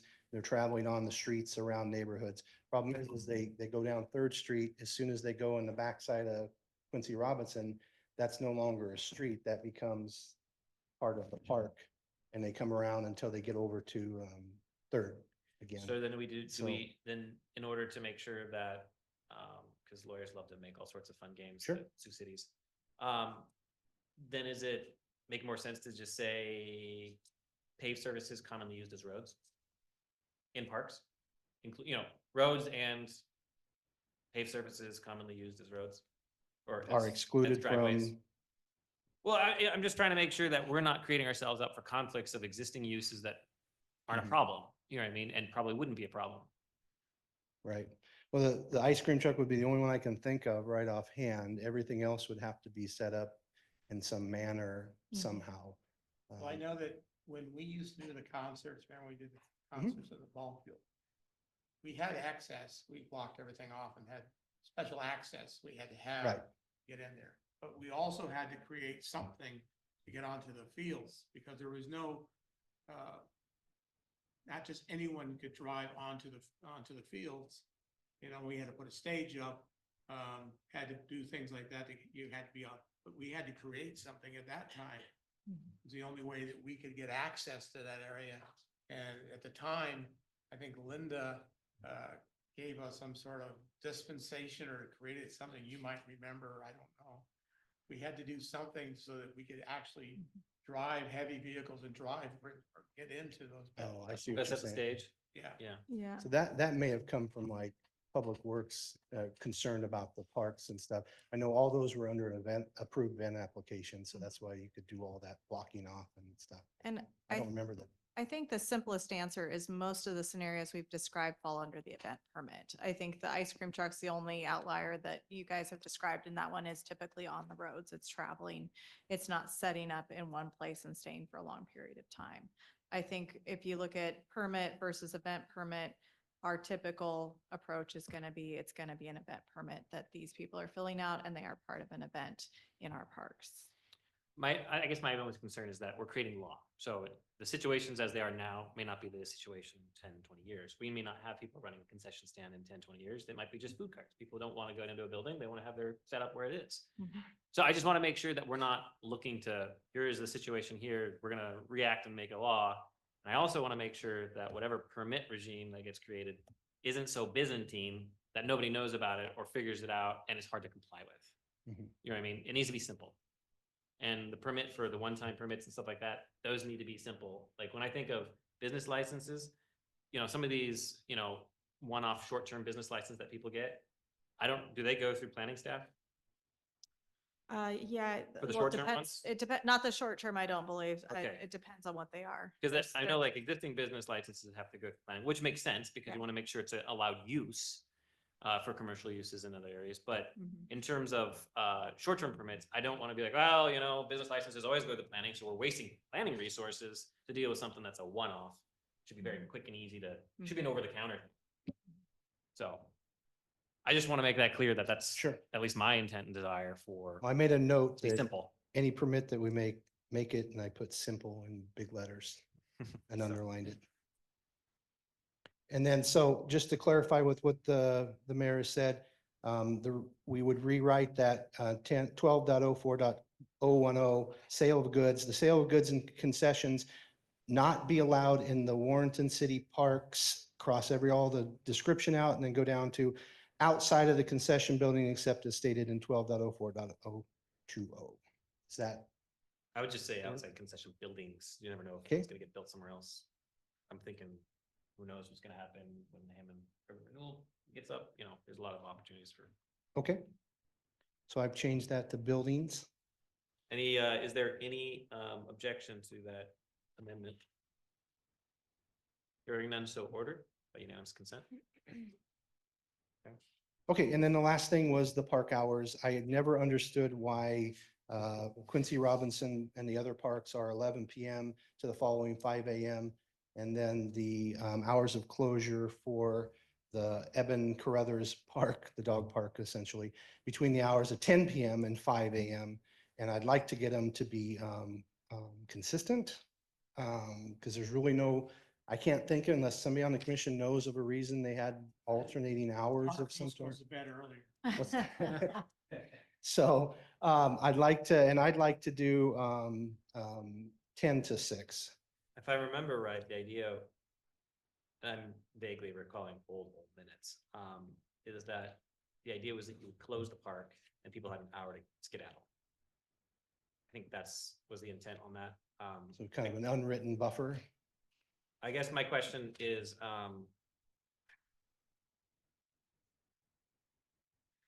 And again, this is open to discussion, whatever hours you think.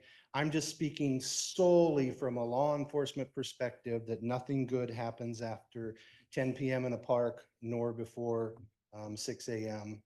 In our experience with the people we deal with that we find in the parks after hours, that's solely from a law enforcement perspective. And if Yeah, I there's mean, other to me, things, anything 10 to 6 is fine. And then we create a caveat that simply says if we're doing a special event, you know, they ask for, for extended hours and we Yes. decide on a case by case if that happens. 100% support that, because what if there was an eclipse party? People are gonna want to Correct. stay late. and I think I put language in there that I'd like to say that whether, that we would have those hours and that, you should have that flexibility. Basically, if you get a valid event permit, then you're allowed Yeah. to. Yep. And so that was the last of those changes on those ordinances. And like I said, I know you guys have specified some audits or amendments of your own that I'll have to need to retype to get a clean copy to Dawn. And then it's up to you. The only reason I brought up, there's no, I don't want to say that there's an urgency and that's not a true statement. It's just, we cannot enforce any of that stuff. And obviously, if we go through the regular process, we'll have to wait for the second reading at the 24th or 28th meeting. And then we'll have to 30 days after that to enact. Totally up to you guys. I'm all for it. And I know I know from personal perspective, you probably don't want to sit and read the entire thing. And since I haven't It's like that. typed the changes in there, that's going to be hard to, is that going to be hard for him to read the whole thing? City recorder, Yeah. I don't get the impression that anybody in this room wants to stay for Mayor Valency for speed reading, line items for 15 minutes. And I don't see I don't personally sense an emergency in this. No, well, and other than needing to enforce some things, and I guess we can still do the ask people to not park places and stuff like that. And then with the changes you've made, I'm kind of leaning towards me retyping it and having the That's what second that's reading what I'm and having the thinking. right language. So city recorder, we can do first reading of the amendments because it's not substantive and change. Yeah, you can do the first reading by title Title. only as amended of ordinance number 1289 as amended. And then we can do, if we need to, or, whatever, we can do emergency passage of second reading and Mhm. adoption. Or at least adopt under, I think we could just adopt under, emergency clause. Yeah. Yeah. I just want to avoid being the legislature and passing everything under emergency because, With the changes, I expected that we would do that. Okay. So just my suggested motion there, it just needs to have added to in the end of it after reading by title only as amended. So is there any further questions of staff or comments or suggestions? Is there a motion to approve ordinance number 12, is there a motion to conduct the first reading by title only of ordinance number 1289 as amended? Second. Moved and seconded, Mitchell, Dyer to conduct the first reading by title only of ordinance number 1289 as amended. All those in favor say aye. Aye. All those opposed? Motion carries. Ordinance number 1289. An ordinance amending chapter 10.04 traffic regulations, chapter 12.04 concessions in Warrenton City Park, and chapter 12.08 city park hours of the Warrenton Municipal Code. All right.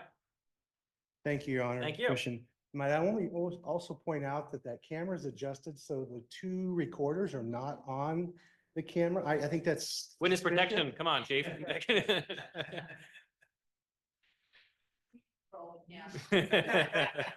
Y'all know they know everything about it. All right. All right, we have next is the mayoral floodplain powers, so to speak. So, City Manager, do you want me to take this, or do you want to talk about it? I can, unless you would like to. I'll just do a brief thing, and if you want to take it home. So I'm on the board of organizations for floodplain protection, but there's a real interesting question is my presence, so my presence on OFP can be independent of the city. However, the city is a named party into the suit. And so there's two different calls that we have each week. We have one that's general updates, legislative work, fundraising, all that kind of stuff. The second one is legal. And the question isn't so much for me to be on the board, the question becomes, where am I sending my correspondence related to the legal issues and what is covered under attorney-client and what is not? So if I am the city's representative on the OFP board, and city manager, correct me if I'm wrong, essentially, then the attorney-client privilege information that gets sent to me is covered in that aspect for the city. But if I'm there as Henry Valency for mayor of Warrenton, but individual and not authorized by the commission to represent the city, then I've got to keep that all to myself, so to speak. And otherwise it'd be publicly disclosable information, which means our legal strategy is going to be into the ether and somewhere else. So that. That's part of it. The other piece is if the city is, which we are, a claimant in this action, I mean, they can subpoena anyone, but if we do want someone to speak on behalf of the city, whether you authorize the mayor to do so, or whether you prefer that to be myself or both, that is the other question as well. And again, that also comes down to, consulting of legal, et cetera.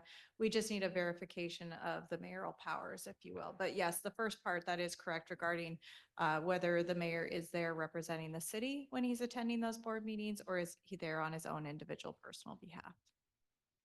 I don't know if the commission has any feelings one way or the other. I feel that both of you should represent and be able to speak for the city on behalf of the city. Okay. I'm ditto. Okay, so that's the issue of speaking for the city, city manager and myself being authorized to do so. The second question becomes, does the city commission view me or want to formally appoint me as its representative on the OFFP board. Or if they wish to make me just kind of like an individual that's on there. No, I feel that you should represent the city because you're the most qualified person to do so for the city. I agree. And I know this is a heated issue for you, so you're really passionate about it. I'll try not to get through. I agree. So, is in legals on, you say? Yes, I believe Josh Soper from Beery and Elsner is on. I'm not sure if he's fully in there, but Josh, are you present already? If you want to. He may not have fully signed on yet. Oh, There's Josh. Hey, Josh. said I wasn't going to call him in for anything extra, but here you are. Long time no see. Hey, I just want to make it I just want to make sure we're clear on good footing, because I know this is kind of, there was a lot of nuance as to how this goes. So to ensure that I can pass on attorney-client privilege information related to the lawsuit to the commission and maintain attorney-client privilege, there needs to be a motion, and it needs to be adopted that I am the city's representative in this lawsuit and on the OFP board, correct? That's correct. Okay. And there is a recommended motion there that does address both of those. All right. There's a recommended motion on page 45. I'll second it to appoint the mayor. All right, there's a motion by Mitchell, second by Dyer, to appoint the mayor as a representative of the city of Warrenton regarding any prior, current, or future actions regarding a FEMA class action lawsuit by Oregonians for Floodplain Protection and representing the city of Warrenton on the Oregonians for Floodplain Protection Board. That your motion to be clear? It is. Okay. According to, as written by the Yeah, and Commissioner Davis, Yes. second. All right, it's been moved and seconded. All those in favor say aye. Aye. All those opposed, motion carries. Thank you. It's getting a little dicey having correspondence. What do I do with it? Next, we have the Deep Sea Fishermen's Fundraiser Community Center fee request. City Manager? Yes, you have received a request from a local nonprofit. It is Deep Sea Fishermen's. They are doing their annual fundraiser at the community center. And they are requesting that the city pay the fees for that event for the community center fees. Last year you did pay for 1 day. You will see the cost for 1 day versus 2 day in the memo. 1 day for the event is $449 or $898 for 2 days. So that is the request before you, and we bring all those requests for your consideration. And to be clear, we've always used business license funds to pay for the rental of the facility, correct? question. Commissioner Mitchell? Can I find, what do they benefit? What is it? What does the fund benefit? And what is it? for? So Deep Sea Fishermen's Fund, there's actually their LLC, their nonprofit, they have formed that, and they always register with the state of Oregon. And their statement is, it is to maintain the memorial park that is located there across from the post office, as well as to support our deep sea fishermen, which I believe is things like paying their bills when fishing is lean, or if there's like a tragedy. I think they sometimes support the widows.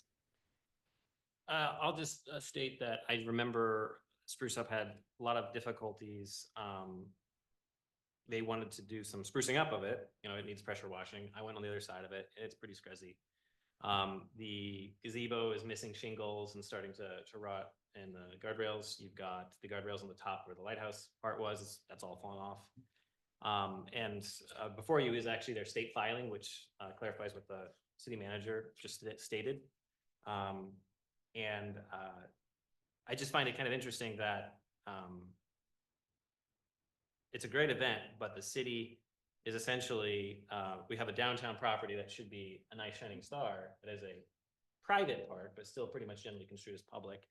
But it's basically decaying and running on the vine, and we are subsidizing a fundraiser that is not going towards that charitable purpose that is their stated purpose, nor to the city's benefit. But the other issue that that's at play is that the policy item 5.04040 of the city municipal code basically doesn't gel with us using business license funds to support that specific purpose. And it also is prohibited actually under 5.04050. It says business license funds shall not be used to B, perpetually fund events, festivals, service programs that are not primarily controlled by the city or its designee. So the 4th of July Spruce Up is our designee. Fall Festival, they are a designee.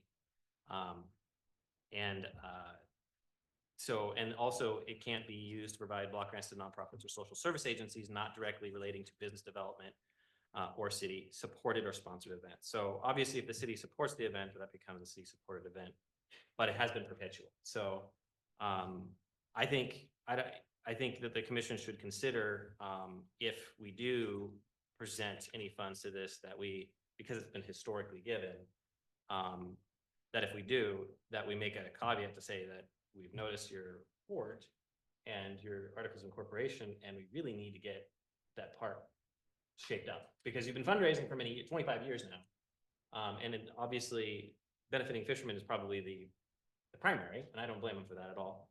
But there is in their own statements a requirement to maintain that park, and help and assistance, including, I think there's been offers of urban renewal facade grants. None has been taken and to improve that. And I think that's a main focal point, especially as urban renewal is, took over the post office to control that property, make sure it doesn't turn into duplexes. That at least if we're going to give money, that we have some sort of leverage to make sure that we don't just continue to basically subsidize something that should be being done already. I don't know if anybody feels differently. I think that's fair. Downtown, it's a downtown property, right at the core. And I think they should keep it up if we're gonna fund it. Yeah, I agree, but have we reached out to them to talk to them about these concerns? I know Spruce Up has multiple times done that. Make contact. And made contact. They did paint it once. And then there was a stop, there was actually a trespass at one point. I don't know if it was formal trespass by police, but they told them they didn't want them to touch the building or maintain it further or do any more pressure washing. And I think there was some internal detention on the board related to that issue, but yeah, so. I think we need to put pressure on them to keep it up. I mean, we're trying to beautify downtown. And if they're not going with the program, I wouldn't be in favor of supporting them. And we still have 2 facade grants, I believe, also available. Oh, we have lots of, people apply all the So time for there's facade the grants. Yeah. Yeah, I mean, it's not like they're short of help. It's just like, hey, like help us help you. So. Commissioner Mitchell? Well, I agree. I think that we do what we did last year, which was one day, but we make it very clear that this may not happen again if you don't do X. And they can get funds from us to do it, to help. I mean, we'll match. So. Okay. So with that, is there a, let's see. Is there a motion to cover the cost of the community center for one day during the annual fundraiser for the Deep Sea Fishermen's Fund using WBL funds and directing staff to reach out to them and let them know of the caveats previously discussed? So moved. Seconded. Moved and seconded, post Velocio to have the city cover the cost of the community center for one day during the fundraiser using funds from the WBL with the caveats that were previously discussed. All those in favor say aye. Aye. All those opposed, motion carries. All right, next we have Public Works Service Vehicle Order. Good evening, Mayor. I'm Dale McDowell. You're the guy, okay. I'm the interim Public Works Director. It's great to be here and commissioners. So in your packet, you received the request from Public Works for the new vehicles, but I noticed late this afternoon that the impact table was incorrect. Parks is listed twice.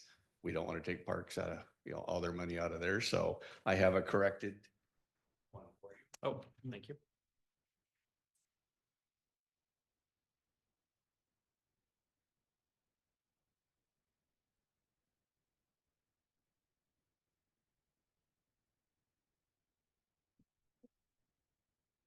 Thank you. Thank you very much. So that is the corrected one. The numbers, the total dollar amount is the same. It was just a typo. All right. Any questions? Is there a motion to award the contract to Northside Ford Truck Sales on a not to exceed amount of $193,010.45 for Public Works Service Vehicle Order? Second. Moved and seconded, Mitchell Dyer to award the contract to Northside Ford Truck Sales in a not to exceed amount of $193,010.45 for the Public Works Service Vehicle Order. All those in favor say aye. Aye. All those opposed. Motion carries. Thank you very much. Thank you. And thanks for being our interim too. You're welcome. Appreciate that. Mr. Mayor, if I could, for the record, who made the motion and who seconded? Mitchell Dyer. Thank you. Yeah. And then next we have nominations for city boards. So we have Colin Atkinson for position number 5 on Warrenton City Planning, Flint Carlson, position number 1 on city budget. There is a typo that should be setting his term of office for position number 1, not number 4. And that should be that for that. So Hasn't Flint been on the budget committee? for a long time. Yeah. Probably the most senior member on there. Mhm. So is, let's see here. We have community, parks, planning, and the resolutions already have the nominees in them, correct? Yes. Okay, thank you. So there's a rash of motions, so I'll just call them out and we can go from there if there's no objections. Is there a motion to adopt resolution number 2693, authorizing appointments to fill positions on the Warrenton Budget Committee? Yes. We need to make the motion to appoint them first and then do the resolutions? Well, if it's authorizing the appointments, would it not then just make them appointment de facto since they're nominated? It's a unanimous consent to it. Since they're already listed under this written document. That point, yes, I think. There is an error in resolution 2694. It should be authorizing appointments to fill positions on the Warrenton Community Center Advisory Board and setting terms of office. Okay, duly so noted. Thank you. So with the parliamentary inquiry disposed of, and we're good on that, right? Yes. Okay. Is there a motion to adopt resolution number 2693? So moved. Second. Seconded, Dyer Poe to adopt resolution number 2693, authorizing appointments to fill positions on the Warrenton Budget Committee and setting terms of office. All those in favor say aye. Aye. All those opposed. Motion carries. Next, we have a resolution number 2694. There a motion for them to adopt? So moved. Seconded. Moved and seconded, Post Lacio to adopt resolution number 2694, authorizing appointments to fill positions on the Warrenton Community Center Advisory Board and setting terms of office. All those in favor say aye. Aye. All those opposed. Motion carries. Next, we have resolution number 2695. Is there a motion to adopt? So moved. Second. Moved and seconded, Salacio Poe to adopt resolution number 2695, authorizing appointments to fill positions on the Warrenton Community Library Board and setting terms of office. All those in favor say aye. Aye. All those opposed. I abstain. Is there a motion to adopt resolution for 2696? Yeah. So moved. Seconded. Moved and seconded, Poe Salacio to adopt resolution number 2696, authorizing appointments to fill positions on the Marinas Advisory Committee and setting terms of office. All those in favor say aye. Aye. All those opposed. I abstain. Motion carries. Is there a motion to adopt resolution number 2697, authorizing appointments to fill positions on the Warrenton Parks Advisory Board and setting terms of office? So moved. Moved and seconded to adopt resolution number 2697, Salacio Dyer. All those in favor say aye. Aye. All those opposed. Motion carries. Is there a motion to adopt resolution number 2698? So moved. Second. Moved and seconded, Poe Dyer to adopt resolution number 2698, authorizing appointments to fill positions on the Warrenton Planning Commission and setting terms of office. All those in favor say aye. Aye. All those opposed. Motion carries. And that concludes the business agenda. Next, we're on to discussion items. Oxford House, City Manager. Yeah, thank you, Mayor and City Commission. So I have before you 3 memos, and I also want you to know, I do have on the Zoom, our legal advisor from Burien Elsner, I can't talk tonight, Josh Soper, and then also our interim city planner in the room, should you want them as part of this discussion. So I just wanted to update you because as you will see from your memos, several departments have been involved in information that was received from the community members that live in that neighborhood regarding Oxford House and what they felt may be possible citations or possible work orders that are being done without permission, things of that nature. So I wanted to present several different memos. The first one is a little bit more on the planning side. Our city planner, Matthew Ellis, before he left, did review regarding definition of a single family unit. The city actually defines family, as you'll see below in that section. I won't read it in its entirety, but one definition is that it does not have to be everyone is related by blood, basically. So you will see that definition below there in the memo. The family definition is something that is extremely challenging to enforce because we would have to prove that each person in our city is not related if they're living in a single family unit. If you have any questions on that, let me know, and the city planner can speak to that a little bit. Interim city planner can speak to that as little as well. I also have a memo from our code compliance officer that is more related to parking issues, concerns about other things. He was contacted about electrical and building work, which was then passed on to our building official, which you'll see in another memo. So he spoke with residents on both sides of this house. At this time, the tenant on the one side of the house is not connected with Oxford House. He is connected to the previous owners. The one side is being used by Oxford House tenants, and the original review of that was more about traffic. And when you look at the parking complaint, he did locate a vehicle, but he did not see them as blocking. There's currently not a no parking on that area, and he was not blocking the roadway, that person that was parked there. And there was plenty of access on the sidewalk as well. So he was not cited for parking issues. The vehicle was parked legally. So there is no restriction to vehicles parked on the public right of way at this time, as long as they're not blocking, especially for the ability for emergency vehicles to pass or garbage trucks, things like that.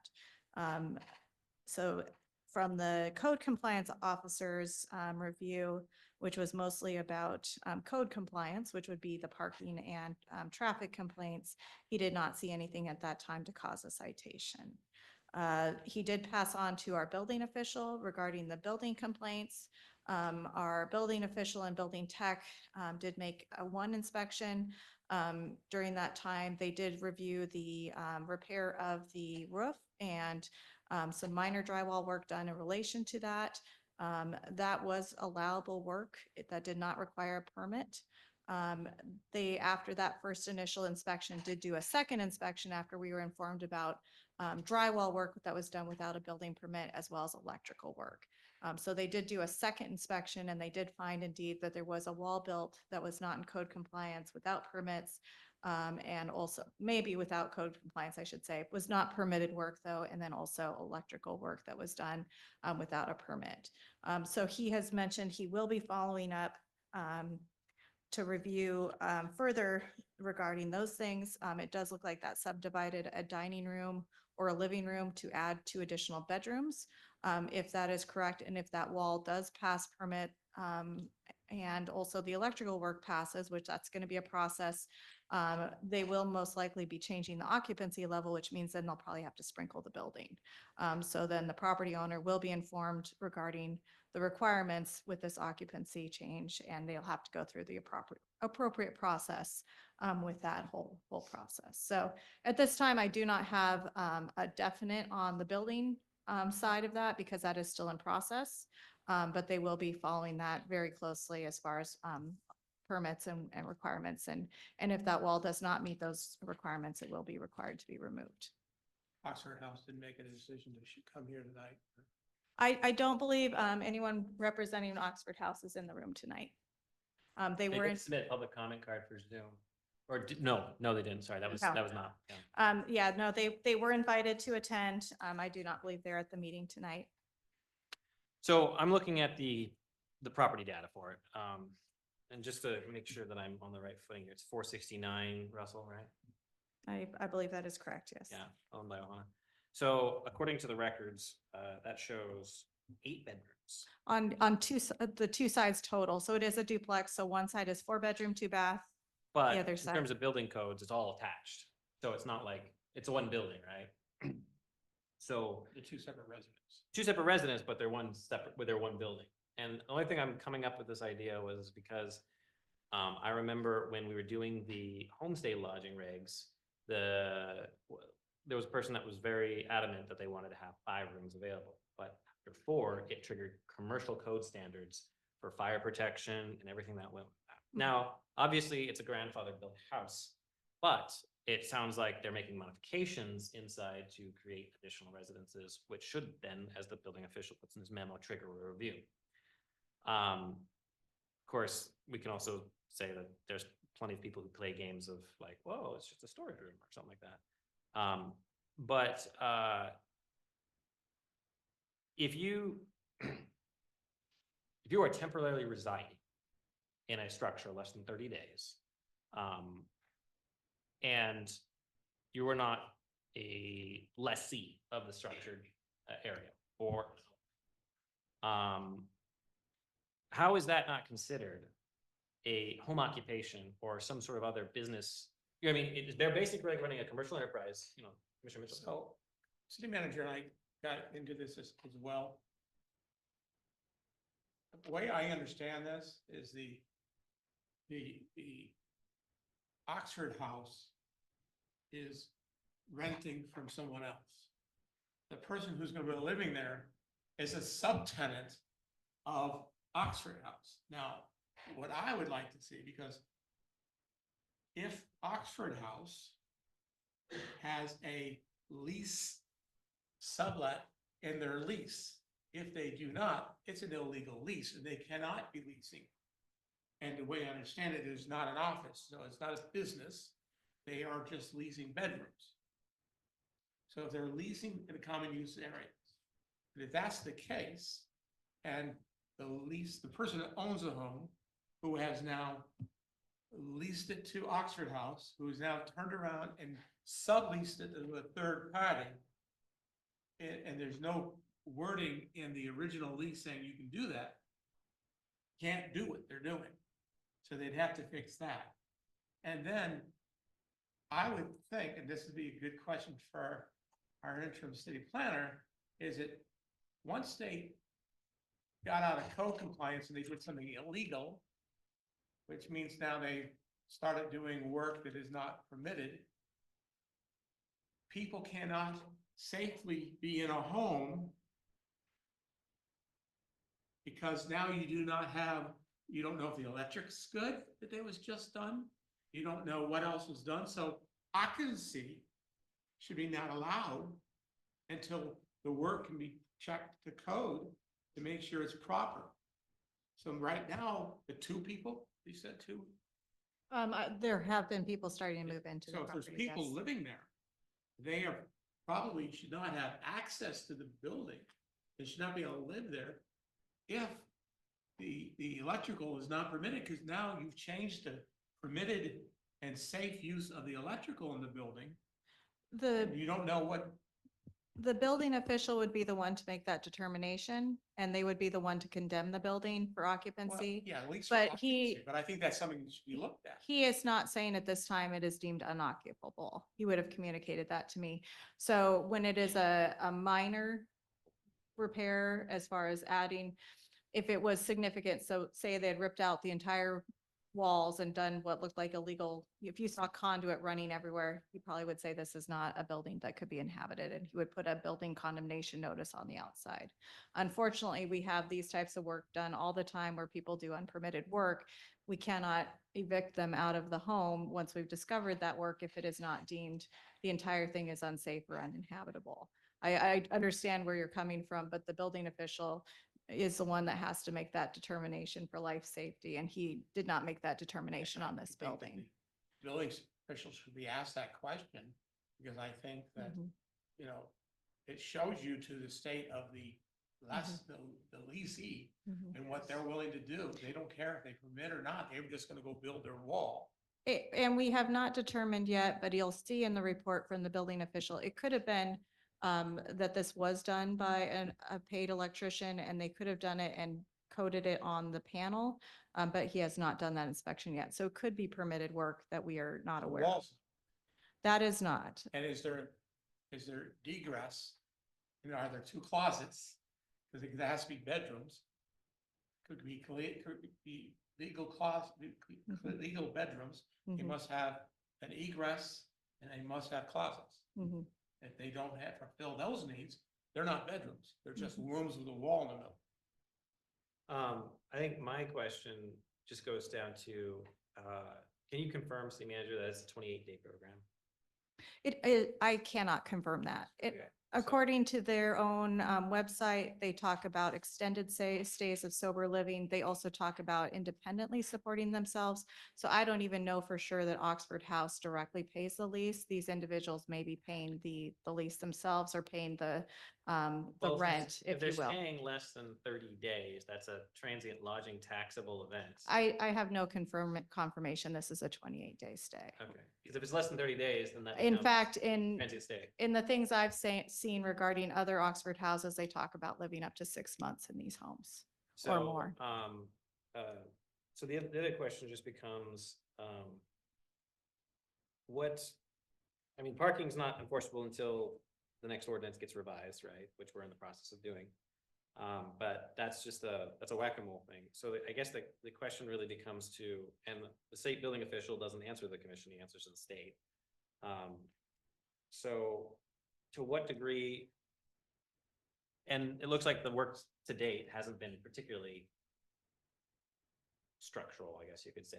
Yeah, we have not those seen things are rough, significant structural work done on the premises to date. And to be clear, we've only inspected the one side because all the complaints have been driven on the one side and the other side is occupied by a prior tenant. And he declared to our code compliance officer that no work had been done recently. So I guess my question is, I know staff noted in their memo that to prove familial relations is perhaps overly burdensome. However, it is in code. There has been a significant amount of complaints. We are a complaint-driven enforcement model. We can pretty much, it shouldn't be too hard to establish that these people are not relatives. You know, it is interesting. Our interim city planner might talk, because that is a little bit of a liability on our part to go after that. And we also have our attorney. Yeah. Sure, yeah, I would love to have that legal aspect weighed in here, but one of the things that the state is pushing in terms of housing, as you know, is basically getting rid of single family zones. Any city over 10,000 in Oregon cannot have single family only. You have to allow up to fourplexes, cottage homes, townhomes, whole host of different things. We're actually working on a middle housing code for you now. You'll probably see in the next couple of months where we're going to start allowing a variety of more housing types to be built in what traditionally were called single family neighborhoods. There's a push at the state level. The LCD is now saying that we're not using terminology where we even say single family, multifamily. They're removing family from any sort of discussion when you're talking about housing. It's a dwelling. So it doesn't matter if you're related or not. It doesn't matter, really how many people are in that household. It's a dwelling unit. And actually some developers are getting savvy in this, and they're building units that have 4 bedrooms, but a shared kitchen and, bathrooms, because that's one unit. It's one dwelling unit. So you could, if the density in a zone says you can only build 10 units an acre, but you want essentially 40 units an acre, you can put 4-bedroom units, 10 4-bedroom units in at that level. So there's some trickery or gaming the system with that as well in terms of what density means. And it's all about what definitions are. So I guess there's definitely a push nationally and at the state level to redefine a unit, a dwelling unit, from a single family or multifamily because of difficulty in defining what related means, whether it's blood related, whether you're adopted, whether you're not, or there's so many variables, it's very difficult to enforce. To be honest, I think that, the attack on the specific definitions and nuances of dwelling is a bit of it's a hard area, so to speak. Sure. I won't call it fool's errand, but it's a Fair hard enough. My issue is that it's a commercial use, even if we don't consider it commercial. This is short-term lodging, even up to 6 months or whatever, for a commercially charged purpose, which is treatment. An insurance company or somebody is getting for it, right? Sure. A doctor's office is considered, even if it is low use, is considered commercial, right? So we treat people who run a hair salon that only sees 3 people a day. completely off-street parking as a home occupation, you know, and that has a business, there's all sorts of things that go with that within our code. So I'm just trying to figure out how this doesn't somehow trigger code standards for commercial use, even if it's not a storefront. Well, it is commercial use because when you rent, and I rent hundreds, my company does rent hundreds of units a month. And I will tell you that every landlord who rents to someone, they have a company that rents to someone. Okay, so it is a company. Now, the people that live there are just tenants, but they're tenants of an LLC or an S corp or whatever the makeup of that company is. But the people who live there, and I go back to this, is if you rent for, month to month, which is legal, it's no short-term rental, you can rent by the month. Okay, so but the person that you rent to, the owner, the LLC, better have a subcontract for a sublease. Yep. Because that company's renting to another business who's now making a profit at whatever markup or whatever they may be charging, and then the re-renting. Yeah, they're renting a residential use. So and that business isn't located, that Oxford House as a business, an entity is not located at that site. Their Right, business is understand, leasing but that. they still are business. Yeah. So they're renting, they have to have a lease. If to be that able was, to if do that what they're was, doing. if that home was a commercial use, it would not be allowed there. This is a residential zone. So they're leasing a space to live as a residential use. The business itself is not located at that place. They have to have a So business it's license. not a yes. halfway house. No. It is just a home that someone's living in. You're calling it a Yes. dormitory basically for people that are in a So treatment. that's somebody, off-site. Joe Smo, I Yes, could yeah. go tomorrow and say, I want to live here, I'll pay you rent, and Yeah. I want a bedroom. And I can If rent it's, it. if you want to rent any residential use, you can, regardless whether you're a business entity or an No, individual. I understand it. What my point is Oxford House. Mhm. So, because I'm not renting from the owner, I'm renting from Yes, a sub. A Correct, lease yeah. or a subtenant. Yep. If I want to rent from them, can anyone go off to Oxford House and say, I see you have a place, I want a bedroom, and I pay you whatever the fee is a month and live there? if they have a legal, Or if they do can they legally have do that a as part of their specific lease. clientele that they have to rent to? Are they mandated to rent to a specific Oxford House? Are they mandated to rent to a certain specific? Not from the city's clientele? perspective, it might be dictated in their lease, but We don't enforce leases. Yeah, you can't Yeah, enforce that. and So we that's don't private. I'm not asking you to enforce leases. What I'm Yeah. asking to say is, I want to know, because no one showed me, Mhm. is there, and this is where I keep going back to, you have the owner of the property Mhm. who is leased, not to the person who's living there, to Oxford House.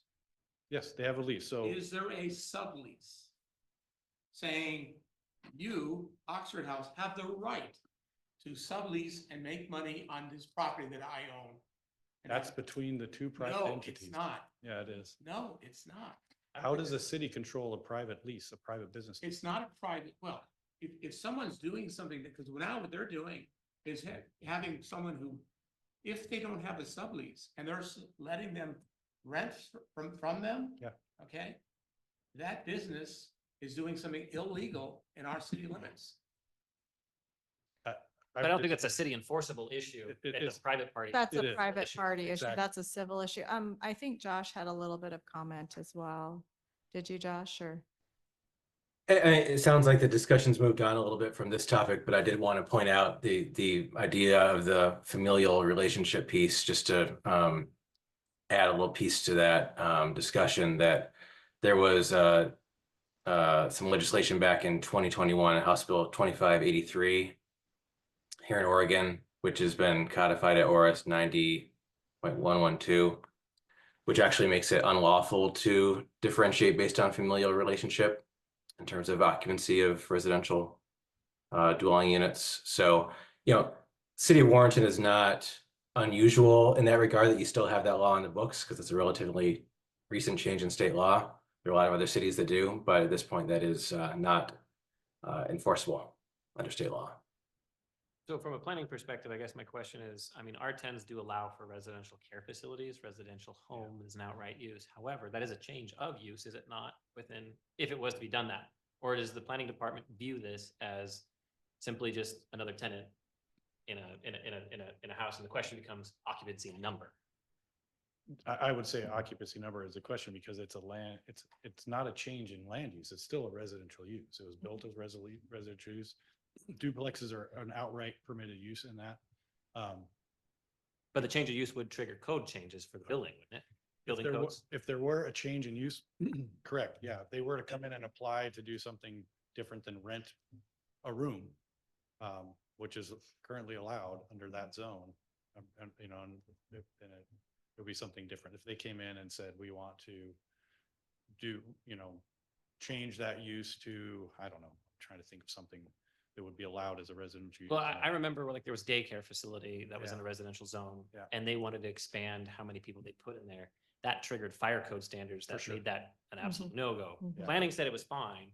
Building code said, well, that'll No. put a new water main. And in that for does you. happen a lot because Yeah. a land use is a lot more broad than a specific business, for example. Yeah, but in the planning department's view, this, at least as has it been presented, Yeah. is a residential home with standard leases, and the only real question of enforceability on the planning side, I'm not saying building, Yeah. is occupancy number, right? Based on how many rooms are available. Exactly. Okay. That's really it. And from a land use perspective, we're looking at the use, setbacks, heights. I mean, we don't even get into the electrical and building issues. That's a, Yeah. you know, building code. Right, thing. which the state controls that completely. Yeah, but I do understand this concern about, you know, the prime lease versus a sublease. I think that that's something, it's not something that the city can control, but I would hope if I was going to do any subleasing that my prime lease would for sure as heck say that I was allowed to do that, or I wouldn't be I would not be, you know, agreeing to that type of lease, but. Which would be nice though, that if Oxford House at least cared enough to make an appearance or at least, you know, Yeah. Zoom and be able to, you know, let's ask them a question. Yeah. So, Josh, do you have any, where do you see legally any avenues of this, or is this kind of a wait and see?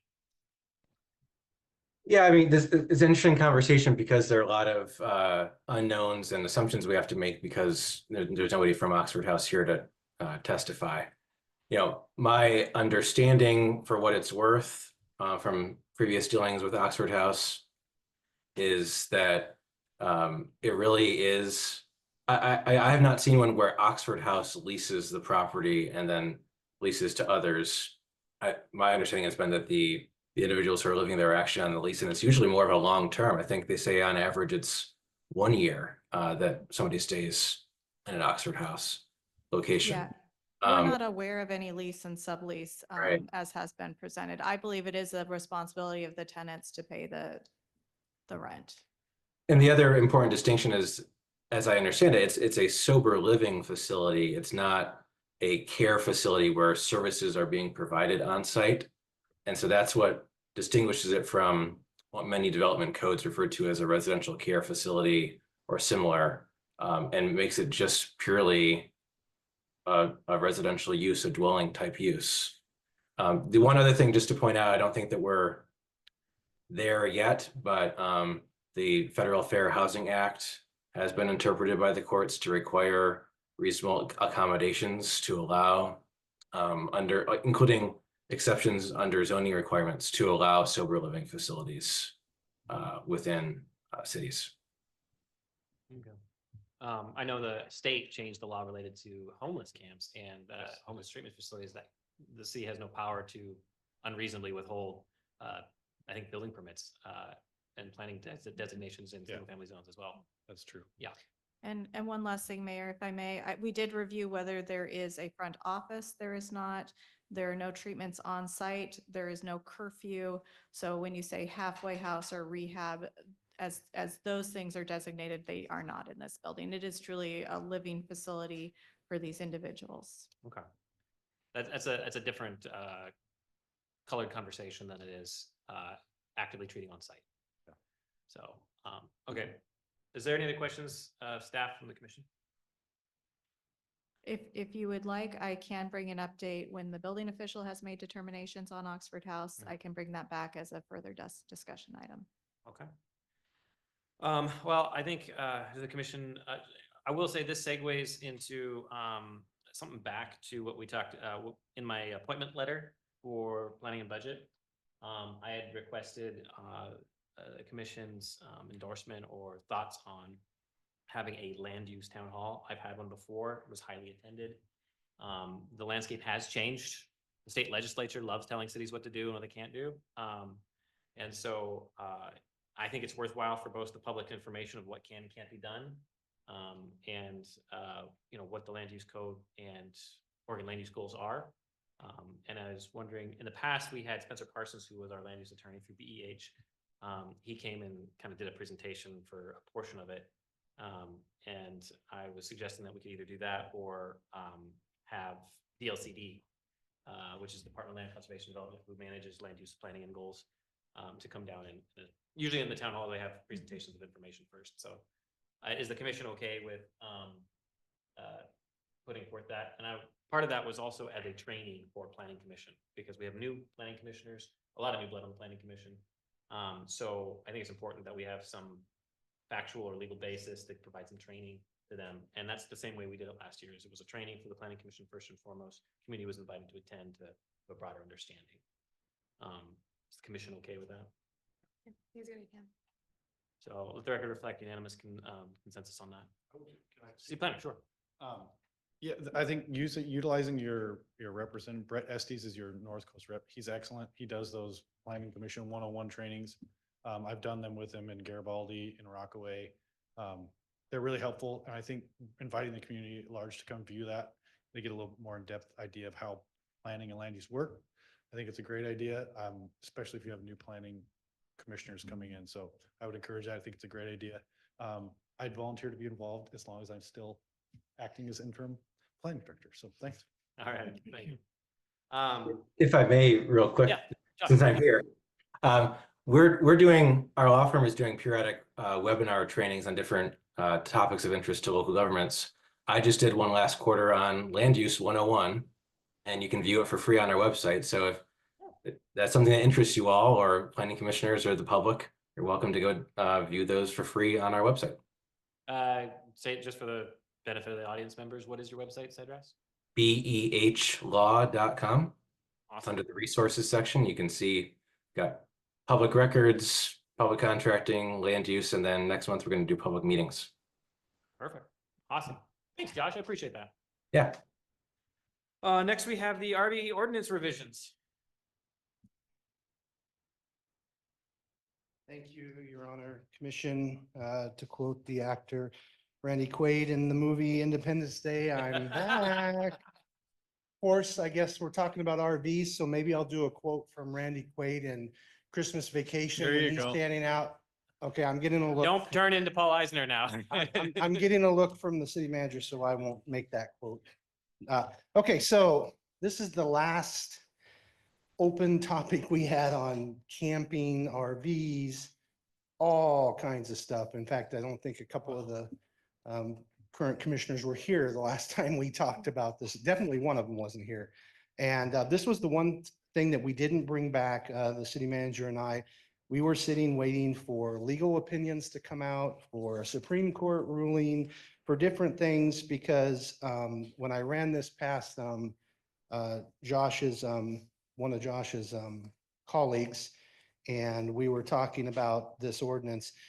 So this one is kind of different in that it coincides, or it works in tandem with the camping ordinance.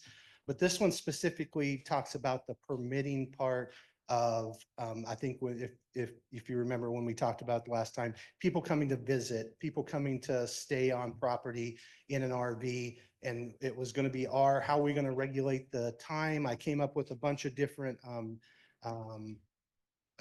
timeframes. The commission whittled those down very quickly. They did not like you guys did not like the 30 days. You did not like the, and so everything in red here that I proposed, or that I wrote in there, are from our previous discussion and from our suggestions by the commission. And so we're just trying to look and see if you still have those thoughts and about the ordinance. There are a couple things that we added in there in speaking with legal, and that we allow our park hosts to stay in RVs. So we have to do a permit or do something to allow them to do that legally. We don't want to prohibit people from allowing relatives, friends or something coming in, but we want to regulate it so we can, keep an eye on things or know who to go to if something goes south. We have had times when RVs have come in on a property and then we get nuisance complaint, or not nuisance, but noise complaints and things like that. I guess it'd still be nuisance, unnecessary noise. And so this is what we've come up with. Legal still has some problems with the amounts of the fines that you guys had suggested on that last section, penalties 050. They are a little concerned that enforcing those fines on homeless people would be deemed as excessive. Obviously, the Supreme Court ruled it's not cruel and unusual to enforce camping and guidelines for people that are homeless. But I don't see us citing homeless people under this particular ordinance very often or at all. See, that gets to the heart of what I was going to ask, which is why would it not be on the onus on the property owner who allowed the use on his property to be the one that's liable for it? Similar to as if we do a nuisance enforcement and a person's leasing a home. Correct. It's not the lessee that's responsible for it. The property owner is responsible for managing the property correctly. Yeah. So, the ticket doesn't go to the lessee, it goes to the lessor. Mhm. Why would it not be the same situation here? In which case, then there's no such thing as an excessive because it's the property owner. So under the temporary camping program ordinances under chapter 1228, that's where all of it goes on basically on the property owner, because they have to provide certain things for people to camp there. If it's going to be an extended thing, whether homeless or whether someone's visiting, they have to provide things there. And so that all falls under that. This is more for setting up the permitting for those visiting type RVs or someone staying as a visitor, and not necessarily the other chapter where we deal with the camping. One thing I think that as we move to, because this isn't a decision that we do also need to include, is that I know the Warrenton High School, the school district does have a park host pad, and has not currently, but has in the past had permitted park host on site. Now, they generally provide security for remote facilities that are prone to a combination of miscreants and lovers, I guess you could say, young lovers. But it provides security as well, just in general for that back parking lot, stuff like that. And I would not like to preclude them from having an existing already allowed use, or create a conflict where we're now making this and all of a sudden they get in a pinch, since we previously allowed it. They don't have an active park host now, but they have had one in the past. So one of the things that I was thinking about is the large summer soccer tournaments that we have coming in, where they do have someone stay on site in an RV and stuff. We haven't been making them get a permit because we haven't had this in force, or this has kind of been on a hiatus, if you will, and so now that goes into effect, they would need to get a permit, and they'd have to fall under either the 3 or the 7 day, as you guys had proposed previously, if we stick with those times. We did get rid of all fees. It's now there is no fee for any of the permits. That was brought up by the commission, that they wanted to get away from a fee-based permit. I don't know if the commission feels differently. I just remember the discussion at the time. I think it was just hard to enforce. Police were issuing it, they're gonna go to City Hall to pay it. Yep. It was cumbersome. Commissioners, got any questions, thoughts on the matter? Can I ask, what are the requirements for somebody who wants to do a temporary camping? I bring this up because a few months ago, maybe a month or so ago, I made a call and asked about somebody's trailer that parked on a vacant lot. They pulled out a generator, stuck it on the ground, and started living there. And so could they have gotten a permit to do that and been there? And how long could they have stayed? Yeah, so I don't have 12/28/030 in front of me, but there's all kinds of, the commission passed, excuse me, tons of regulations on that you have to have sanitary services, you have to provide them different things. And so, So no. you can't say I'm dry camping. Yeah, they wouldn't be able just to drop, and then that all falls under the owner of the property. So vacant lots are, and then you can't have more than two, and there's other regulations, but they would Yeah, have to really have. what happened after that was the owner said they didn't allow it. They stopped, they moved out, but now it's stuck in the mud. Oh, They put it on a wetlands. Now it's just sitting there. In the middle This is of here in town? Yeah, it's on southwest side. What 100 block? I'm trying to think of, or I haven't seen that. I believe our code compliance officer has What's he reviewed doing this. with that one? Okay. I know there is one exemption from all that, though, is that if you have an active building permit, you can stay within Yeah, 6 months of the there's that. property. Yeah, okay. I'm just curious if anybody who had it apply, say, I want to permit, I want to stay here, and so how long that time is.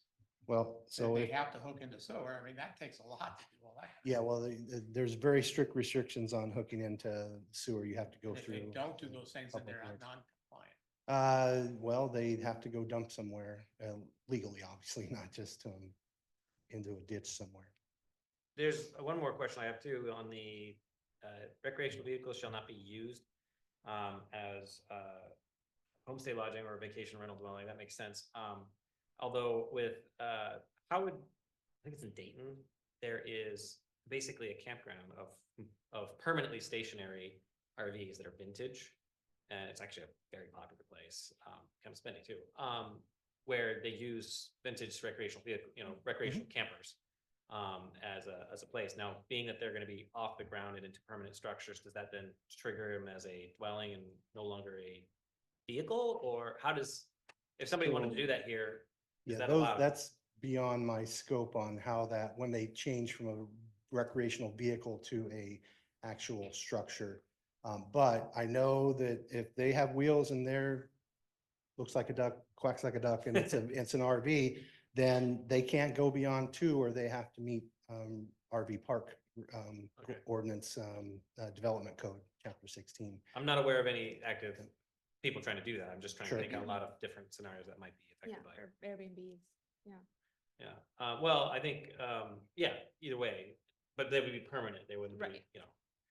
Yeah, and then the reason we added that in there, and I'd actually didn't use the wording from the code, and legal had said, no, you can't just call them a vacation rental if it's not in our code as a vacation rental. So I went back, and those were the 2 codes that are defined in our code, that we don't want people trying to, circumvent these rules by saying, no, that's a vacation rental, and they have people coming all the time and living there.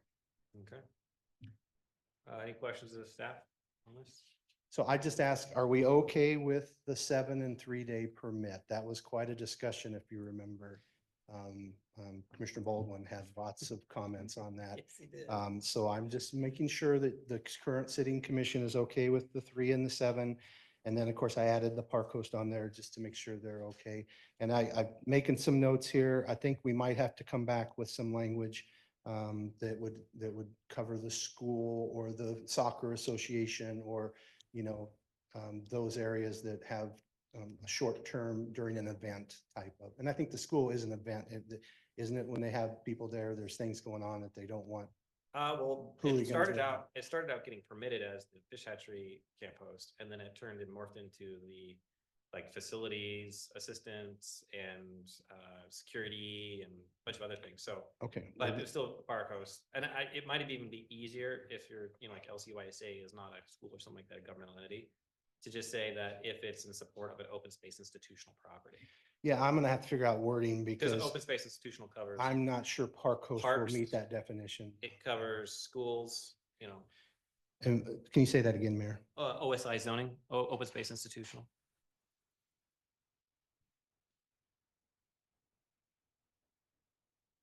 Okay. Yeah. Zoning might want to, or planning might want to make RC in there too, but I don't know if that's really what we want to do.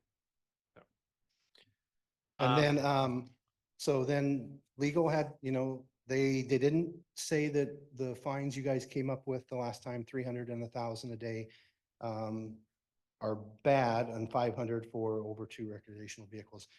They just said that if those are applied to, again, I can't see where we'd be applying this to homeless. That's a whole different part of our code. But I just want to make sure you guys are okay with, because you guys came up with those numbers last time and I put them in there. Because you guys were very concerned, especially the discharge. Remember, that was a low number and you said absolutely not. We're gonna hammer people if they're gonna dump their sewage, gray or otherwise. People around were the dumping city. their sewage in the Fred Meyer parking lot. Yes, and it would also encompass people with a leaky sewage, but that's that you have to have maintain that because you're dumping raw sewage whether on purpose or not, and so.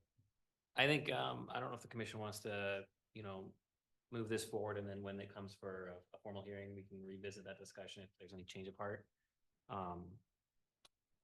Is the commission fine with that? I'm good with moving it forward and just We'll just kind of move it. re-examine. Okay, I got some notes written and I'll work with Esther and others to make sure, and legal, of course, to make sure we have the right thing. We'll be back. All righty. Thanks, Chief. All right. Next on cap on delinquent water meters. Kelly left. Thank you, Mayor, and I am leading this discussion, but I also have our finance director here because honestly, she knows some of these ins and outs a little more than I do, because she does have to deal with the billing side of some of these requests. So this was a discussion brought forward because you did have a public complaint or comment about a lien on a property. It was an unpaid utility bill.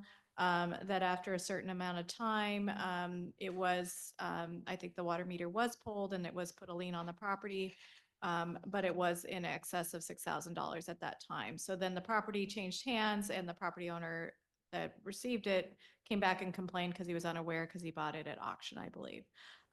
So we do have currently 7 house or properties that would fall within this. I think the oldest ones are from 2018.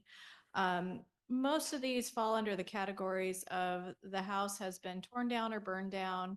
The property owner has been deceased and the property's in probate of some kind, so people are not actively attentive to the property.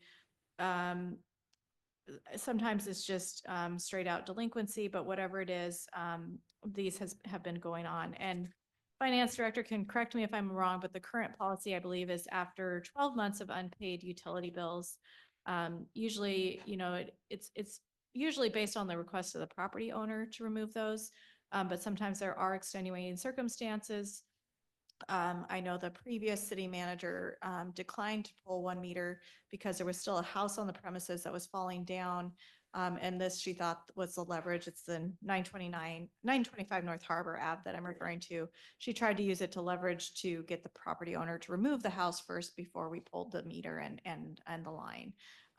But it was unsuccessful. So that one has I continued. think the house is gone, isn't it? It is gone now. However, when staff did revisit regarding pulling that water meter, which was not a request by the property owner, it is a tricky one to pull.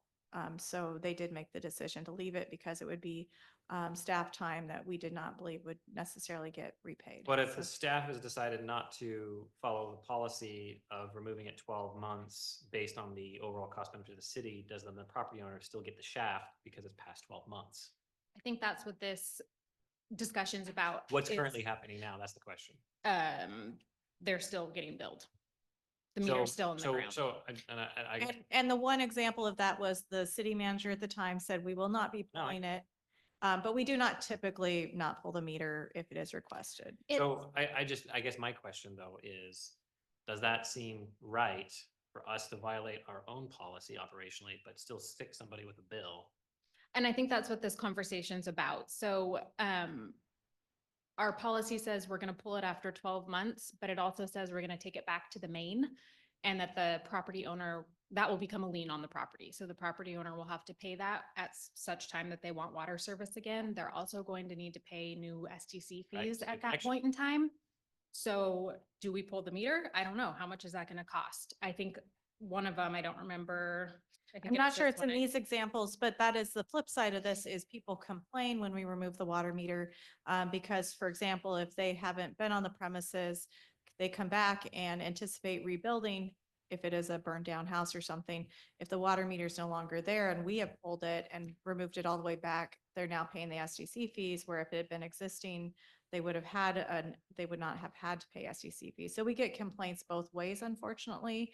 It is kind of a catch-22, and that's why our conversations currently with people are, do you plan to rebuild within 6 months or a year? Because you can pause your utility bill for 6 months. It is a one-time option there. But if you think it's going to be longer than a year, just so you're aware, if you do pull it, that is a cost to you, and it will cost to reinstall that again. So how I view this is that if somebody abandons the house, whatever, that's one thing. But if the house gets burned down, we shouldn't have to wait 12 months to rip out the meter, so to speak. We should be able to rip out the meter, cap it, and say, it's done. And I think that's currently what we can do. We can, but again, But they're we gonna don't- take it back to the main and pretty And much. why do just we take it to the main? I don't Because that understand. was the whole I&I thing. I was kind of hoping Dale would be able to speak to that, but I believe that. We get leaks very often if they're not in service. But that's not I&I I mean, you're talking sewer is I&I. Um, Water is gonna be leak. from Okay, you're pressure. correct. More leaks. Yeah, so But it's no a one's leak monitoring the meter issue. at that point. Yeah. Okay, so it's water loss. It's not Yeah. I&I. Mhm. So, okay, I understand that. And then the net new SDC because new line on that, but so in the case of 925, I'm curious, and I'm trying to be careful about it, but it's an interesting example because it's the first time actually I heard about that. So at 925, if the meter stays, because the city said, hey, it's gonna be too expensive, pull it out. Is that property owner, if they decide to build something new there and it's gonna be a same 3/4 inch residential service, are they gonna be charged an SDC for new connection? Not if Not the if meter's it's still there. there. Okay. But they're still being charged, or the state or whoever is being charged as if the meter is running because the meter still exists, but they're If they're being ready to charged even serve though. charges, just like everyone gets their monthly bill regardless of if they use it or not. But if it was not a hard one to pull, Mhm. by policy, it would have been ripped at 12 months. Yes, So they're being charged in excess of policy, correct? Because we Yes. decided it wasn't convenient for us to pull that meter. correct. So we violated our own policy, but we're charging them.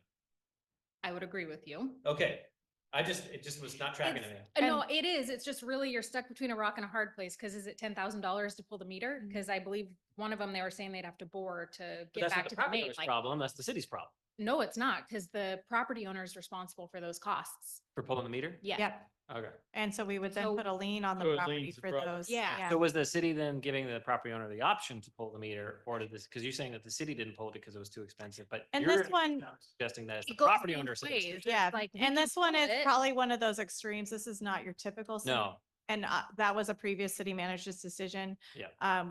So that one is a very far outlier. All that to say, I gave you that example as it's not always straightforward, unfortunately. now the main avenue, it says, it was a lien on the house. Well, Correct? the, No, 1196 was a lien. yes, because the utilities were unpaid. So in that case, that's just due diligence failure on the property buyer's, spot. A lien would show up on that. It would. And if, In the case of the person who had the $6,500 first, in that particular case, it would have been escrow for 4 years. And no one, family didn't have the house, not escrow, excuse me, probate, 4 years. No one knew about any of this as far as, because it was in the hands of the courts and none of the family was connected. So when the buyer buys it from the courthouse steps, he pays cash right there and then. If it went through, as it typically would if you were to finance or some way or pay cash through escrow, then you would have seen you had a lien and you could make a decision. But when you're buying from the courthouse steps, you aren't told there's a lien. You're not told there's any of these things waiting there. it's just like. Couldn't you, Hold if on, you know- Commissioner Poe, then Commissioner Dare.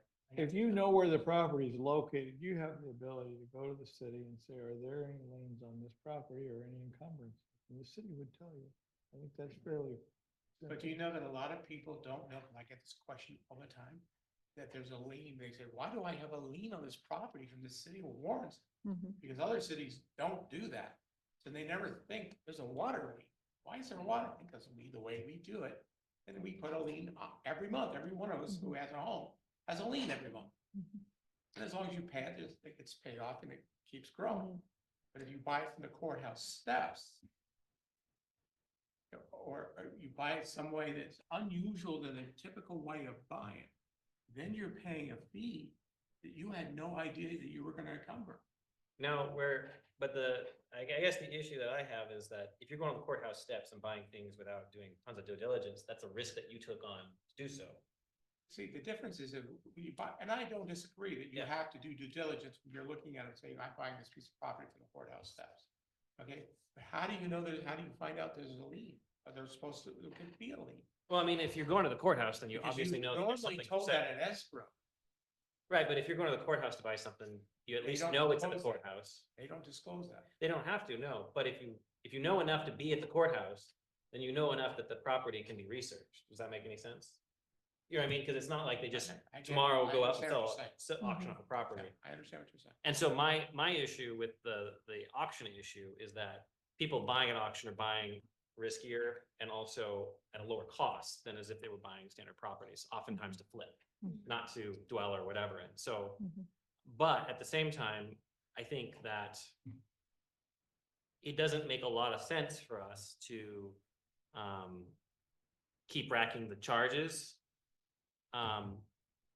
when we know it's not being used. Like, After a certain point. Yeah. To a certain point, a year, 2 years, a year and a half, there's gotta be some break in And if- where we could reduce it or minimize. And if there's a death, if there's an executor of an estate and there is a death and there's a death certificate, it shouldn't be hard to just come to the city and say, hey, date of death.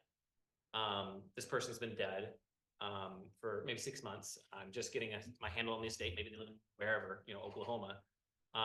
That should be able to go to the city and say, there's a death certificate. Can I either get a reduction or at least stop and cease because nobody's living in it. I'm not around to take care of it. I got to dispose of this estate. You know what I mean? We shouldn't be penalizing people that have to deal with that in that sense. On the flip side, if people have vacation homes, I don't have any sympathy for them.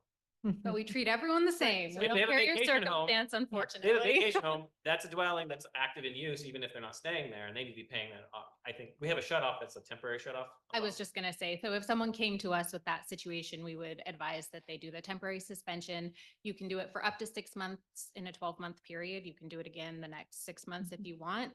We'd also tell them the process for removing the meter, but most people don't choose that because then it's way Well- more of a cost. Part of that was, hey, you guys, you want to have a vacation rental in residential areas?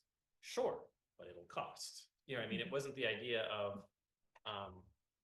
we didn't want to encourage that. You know what I mean? It was kind of almost an exercise. on that. So currently on my desk, I have 2 requests to pull the water meter. And I always try now to do if you will, a slight counseling session where I say, describe the reason why. Are you going to rebuild on this site? Is there potential to rebuild on this site? Because again, if you're pulling it all the way back, don't come back in 6 months and then get upset as they do with the SDC charges and the charges to connect again. One example of that is they're planning to turn it into parking and or eventually maybe a gear shed. Well, most likely that gear shed, based on the ones we have around town, they don't typically have water on site. So that seems a reasonable request because it doesn't sound like they'll rebuild, at least in the foreseeable future, on that property. The other one, however, though, it does sound like they're pulling it, but may rebuild on that site. So full disclosure, we'll share with them, again, are you going to rebuild in the near future? The unfortunate thing that seems to happen in the city, though, is often the person pulls it or doesn't. They sell the property and it's the next person that usually is unhappy with either the pulling or the not pulling. Because people do have the right to request it, and most 95% of the time we allow it because like I said, there's 7 basically cases. 3 or 4 of those are the most extreme, and those are the ones I gave you as scenarios. The rest are fairly more recent. We did have one recently that just had a 6,000. Somebody purchased that property, paid off the lien, no questions asked, no complaints. They just assumed, probably because they were from a bigger city and have seen this type of thing in the past. We do have another one where the lot appeared empty. Somebody purchased it, we realized there were still utilities connected, and then we're shocked. But it was in the heart of downtown and it was surrounded by houses. So if you looked at it, I don't know that I would necessarily assume it's always been an empty lot. You know, if you're looking at it and it's in the heart there, looked like there should have been a house there at some point, but again, some of that's hard to tell. So it's easy enough to come in with an address, so if you're a future purchaser. Absolutely. Easy enough address. Why can't I find anything funny with the property in the city? Mhm. Let me interrupt you. Due diligence, I think. So, The only caveat is we don't always disclose a lot of information if they are not the property owner. But some of that is if it is publicly disclosable. But usually if somebody says, and I want to know the water bill on this, how much it costs, well, if they're not the property owner, we don't always tell them, but we can tell them the approximate utility costs across. If the someone city. came in and there was a large lien, we would say, yes, there's a lien and it's substantial. Yeah, You can do but a we lien wouldn't do the search to entirety. find out the balance. Yeah. But a lien should show up on the title report. Yes, What was that? A yes, lien would show up on the title report. they do. Yes. Yeah, Yeah. Yeah, and Commissioner Mitchell, the reason why I'm less sympathetic to the auction aspect is because in my mind, auction buying is oftentimes speculative in process versus, versus a homeowner who's, maybe going to a care home or sick and has to live in with relatives or leaving for 6 months. I just think that, I don't think we should have to remove the meter personally, I don't think we should be forcing people to remove meters if they're going to be gone for a year, but say if they're trying to sell it. Oh, it didn't sell in 12 months, but 13 months it does sell. Oh, well, we pulled the meter and that's another instance. That seems unfair to me. But also at the same time, there needs to be a time limit because some people that put for sale signs just to kind of see who, I the don't tire think- kick and then 3 years later, nobody's bought it. Typically, I'd say those people probably are paying their bill. Most of the time, people pay the bill monthly. It's the people who passed away or their house burnt down, or there are the occasional people who just don't pay, but that is not really the norm. We only have one of those extreme cases that we do have water service to, but they're outside our city limits. And they were stealing water service while trying to sell the home, including trying to tap into our water main, but they were actually arrested for that. So the fees occurred on a monthly basis. What does it come to on an average, just an average home? For inside the city limits, it's roughly $140, I So if think. I don't live there, I don't use anything. Does it drop or is there a minimum charge that we charge no matter what? There's a minimum And charge, what is that minimum? charge? roughly $140. Okay. I don't have, So there's a the minimum rates, but- usage. If you Yes, don't- yeah. yeah. How much you Yeah. use, it's Mhm. $140. Mhm. So then you figure, okay, someone needs to understand that if they're gonna be gone for 6 months or whatever, it never makes sense for us to pull a meter because it would cost us Yeah, it would cost us more gone than, for a yeah. year. It's one of your costs of moving forward is $140 a month that you're gonna have to keep paying on that. So if they're gone for 6 months, they're gonna do the temporary suspension. The temporary suspension costs $200, but it ceases your billing for 6 months. So we can get a one-time 6 month. Every 12 months, you can do it. Oh, every seven? Yeah, so- Yeah, So you can do that over, so if I only live here as a snowbird, I only live here 6 months a year. I want to turn it on for 6 months, I can turn it off. yes. A question, that just entails us going up there and turning off the meter, right? Turning off the Yep, we main. lock it. So, We still read it monthly to make sure. so that's basically a call out cost. A little bit Um, more than that. It's more than the call out cost, Yeah. but yes, that's all it is Yeah. for us. Yeah. We have to stop billing them, so there's a little more admin on our side, but not substantial. I just personally feel, and I'll say that my perspective is tainted by having been an executor recently myself. And is that if somebody dies, that should be able to credit to the date of death. If nobody's living in there, so to speak. If they come up and say nobody's living in there, we're gonna do that, and let us testamentary, and we can verify nobody's there. Then I think we should be able to turn that, we should be able to look at the history, because usage would show that somebody's living there, right? They're using water, we'll see that on the meter. So if there's no use on the meter, get a death certificate, we should be able to backdate to death, or at least a month after or whatever, some sort of reasonable time frame, so that we're not whacking families when they're down. Same with if the house burns down, the city shouldn't be trying to collect its pound of flesh. When a house burns down, we should be able to have like some sort of hardship thing where those type of people are in incidences where it's out of everybody's control, so to speak. And as a result, we should not be charging for a service that they're not getting while they're down. Now, if this is a person who is, does in their house and wants to keep it because they don't want to pay an SDC or whatever, that's a different story. Maybe, but I don't think that we should be penalizing widows and Peoples from disaster. yeah, widows and disaster survivors. I would just say, I think there should still be a time limit on that if we're gonna leave the meter in the ground. No, I But- agree. If they're not going to deal with the estate and say the Mhm. family bickers, that's not Right, the problem. Right, It's the family. there's a certain. But and a year seems fine to that. Yeah. Mhm. There's no trigger that automatically tells us something that we should look at this. There's nothing that we. there's nothing Well, that the trigger is people stop paying their bill. says nobody's paying But, anything but in a people year. can be still in their house doing their normal business and just stop paying their bill. So we're But talking it's no use, if you pretty much tell that it remains. at the stagnant. minimum. We don't know if they're Nothing traveling. tells us. We don't know their Yeah. circumstances, unfortunately. We But that's why have- you would be able to submit a death certificate and then that would be the trigger and file for, Mhm. okay, Mhm, mhm. we won't charge you for that was been charged on those fees. Remove the lien or whatever that is. What's the date and time in which our liens? So go we, on? we bill monthly, but since we bill in arrears, the bill is instantly a lien. Is it recorded as a It lien? is. It is. Oh, wow. That We is our submit a file typical, every or month. our ordinance requires that as of now. Yeah. Oh, So you, I see. and we only file liens once a month at the time we do our billing, so it gets updated monthly. You currently have a lien if you have not paid your water bill. Is that normal for a city? Just curious. Do other cities Not- in Hudson County do that? Not hugely normal, no. No, it Is is that- how this city has done it as is part of the ordinance. Yeah. Is that, but ordinances can change, so I guess since we're on the topic of the philosophical, because this is what that is.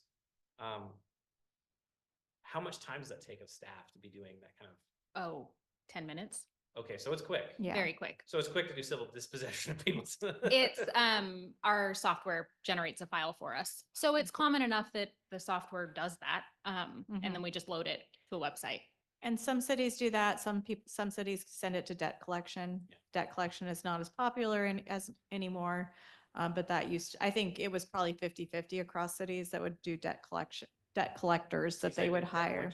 She said, I'm not sure what they did with the utilities, but for other things, they did debt collection. And the yes. city does have in the ordinance that we can do both, but, Yeah. you lose yeah. money on debt collection versus. You Yeah, I do. personally You only think get a that's a problem. percentage. If you're paying your bill each month, it's just a settlement, it's all really. Yes. It's like, All the lien, yeah. but it really is just a wash at the time of. Yes, of yes. Closing escrow. Mhm.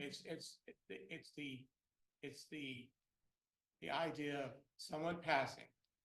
And that's, or their home burns down, but I really think more about someone passing. And there's no one left, no one, Mhm. it just sits in the courts for 5 years. And after that 5 years, somebody buys it. Now, I do agree that you could have gone and done a title search before you bought out of the courthouse steps and found out what's going on. Mhm. But I'm just saying though that an average person, when do we start to say, well, geez, should we really keep collecting, $140 a month and racking up this bill so that the next person, 5 years, 6 years down the road has to pay it? That's what we're talking about, Bill. The way, Came in, that was his story exactly. Yep. They died, sat there for 4 years, and he Yep. had to pay the $6,000, so we're addressing it. Yep. Yeah, no, and I appreciate it. I mean, I don't disagree with that. It's just like, when do you do that? Right. And so that it doesn't happen again. So let's all try to get some consensus here. So is it agreed that if a person's dead and there's a death certificate filed with the city or, copy of the death certificate given to the city and no usage on the meter, that we would, But see, you say with a deficit, here's the thing though. If there's no family and it goes to the courts, are we gonna be, how? the estate will reach out to us. Are the courts gonna be forced to tell us? Estates have reached out to us. They do. And Yeah. yeah. We receive notices of foreclosures. We receive notice of estate or probate. so, again, if it goes to that level, I would say that, we can force the disconnection in 24 months or something like that. yeah, because I think that the leak issue is a valid issue. But I also think that a year to 2 years isn't gonna kill us. But could we charge people if we have a meter in there and they have leakage instead of $124 or $100 for your water bill? If there's no usage, but there's some leakage, it should be less. If the people can bring the fact that they didn't know, didn't have. Oh, any we family. do that now. Yeah. If there's a leak, I can call you. Normally that's I great. find out from you guys. We have And leak then- alarms. and then I can I've had call- it twice Yeah. and it's awesome. So a couple of things just to think about are, the current one is 12 months of non-payment. Whether you want to say that, but then add language about some of these specific circumstances. I do agree that if it is the city's decision for some reason to keep a meter in the ground after that time, well, then we should make it clear it is the city's decision and the reason for that. And then we should, make sure that that has stopped being charged. So 24 months, to get to the heart of the matter though, or at least that the impetus for this discussion, because it wasn't just Mr. Shipley, it was another guy too as well. But and this has been an ongoing issue for the city, the water policy. Mhm. I know we've brought it up at least 3 or 4 times since I've been on the commission, but if we are, if it's 12, if we go to 24 months, then that's just more the cost is still pretty high. So the real, I think, question becomes, if you do 12 months for a forced disconnection, we're not charging after that forced disconnection, correct? Or do we still assess No. charges? We stop billing at the time. The day the meter's removed is when the billing would stop. So in the case of, like, say, just to use the example, Mr. Shipley, he says there's, a 6,000, it's been 4 years. At 6,000, I imagine is just the 1 year before we cut it off. No, No. 6,000 is not 1 year. Right. This okay. is multiple years. So we should have cut it. We should have cut that off then. Yes, It should have been cut off at 1 year and it just kept on going. correct. So it was another incident where we violated our own policy to pull it at 12 months, right? I don't remember or I don't have in front of me the reasons why, but yes. So here, like, it's one thing if it's policy and we followed it, but it's another thing that if it's policy, we decide it's not convenient or it's just not gonna happen. And then because of that convenience, we're still charging. That doesn't sit well with me. But, okay, one second, Commissioner Pro, I'll just finish real quick. I think 12 months still works as policy. I don't think we need to change it to 24 months. 12 months works for me, but I was just gonna say, the charges to Mr. Shipley would still be significant had we pulled the meter, because he would have had to pay to have the meter installed again. He probably would have paid more than $6,000, but I can't be certain. Sense if we did pull it at 224. Well, and wasn't it a condo? So there's that additional consideration of like multifamily. I don't remember if it was a I thought that's duplex what- or. I believe it was. Yep. So it may not have been easy to pull that meter Yeah. because it was attached to a. Yeah. And there's that nuance too. So how do Yeah. we? But if it, you Mhm. would still have to pay nearly Yeah. 10,000 probably to have everything. Well, I think, Commissioner, Is this the same with sewer and garbage? It's attached. So So it's all one bill. it's all one bill. So- Stormwater as well. If someone died of fire, it's pretty obvious they're not getting any garbage put out. Correct. So they would reduce to the minimum service for garbage, That's a pickup. 380, the Yeah. on-call service. It's So $4. when I, have noticed that there no garbage was put out for 6 months. but it's still this charge. So when I very first started, the way that the utility rates were explained to me is that they're ready to serve charges. And it's Yeah. because we have the infrastructure in the ground and you have to help us to maintain that infrastructure. So whether or not you live there full time, whether or not you If the are out of utilities are town there. or you decided to move somewhere else or whatever your Mhm. reason may be, we're a small city and we still need to maintain our infrastructure and this is how we do that. I get the impression, Finance Director, that we're speaking the same thing different ways. But I don't think that we're gonna solve that tonight. I'm not disagreeing with you. I might at all. suggest, Just making sure we're clear, I guess. Yeah, I might suggest to the commission that you've gotten a general consensus of what this commission feels, and somewhat at least. Maybe it'd be best if staff, knowing that we need to revisit that, do some checking of do a little soul searching, do a little, fact checking on what we're doing, and come back with a proposal, or at least a couple proposals, to us, because I don't think we're gonna solve this tonight. The other thing we want to change in the ordinance is currently in our ordinance, it states we bill people by 5 PM. Due date.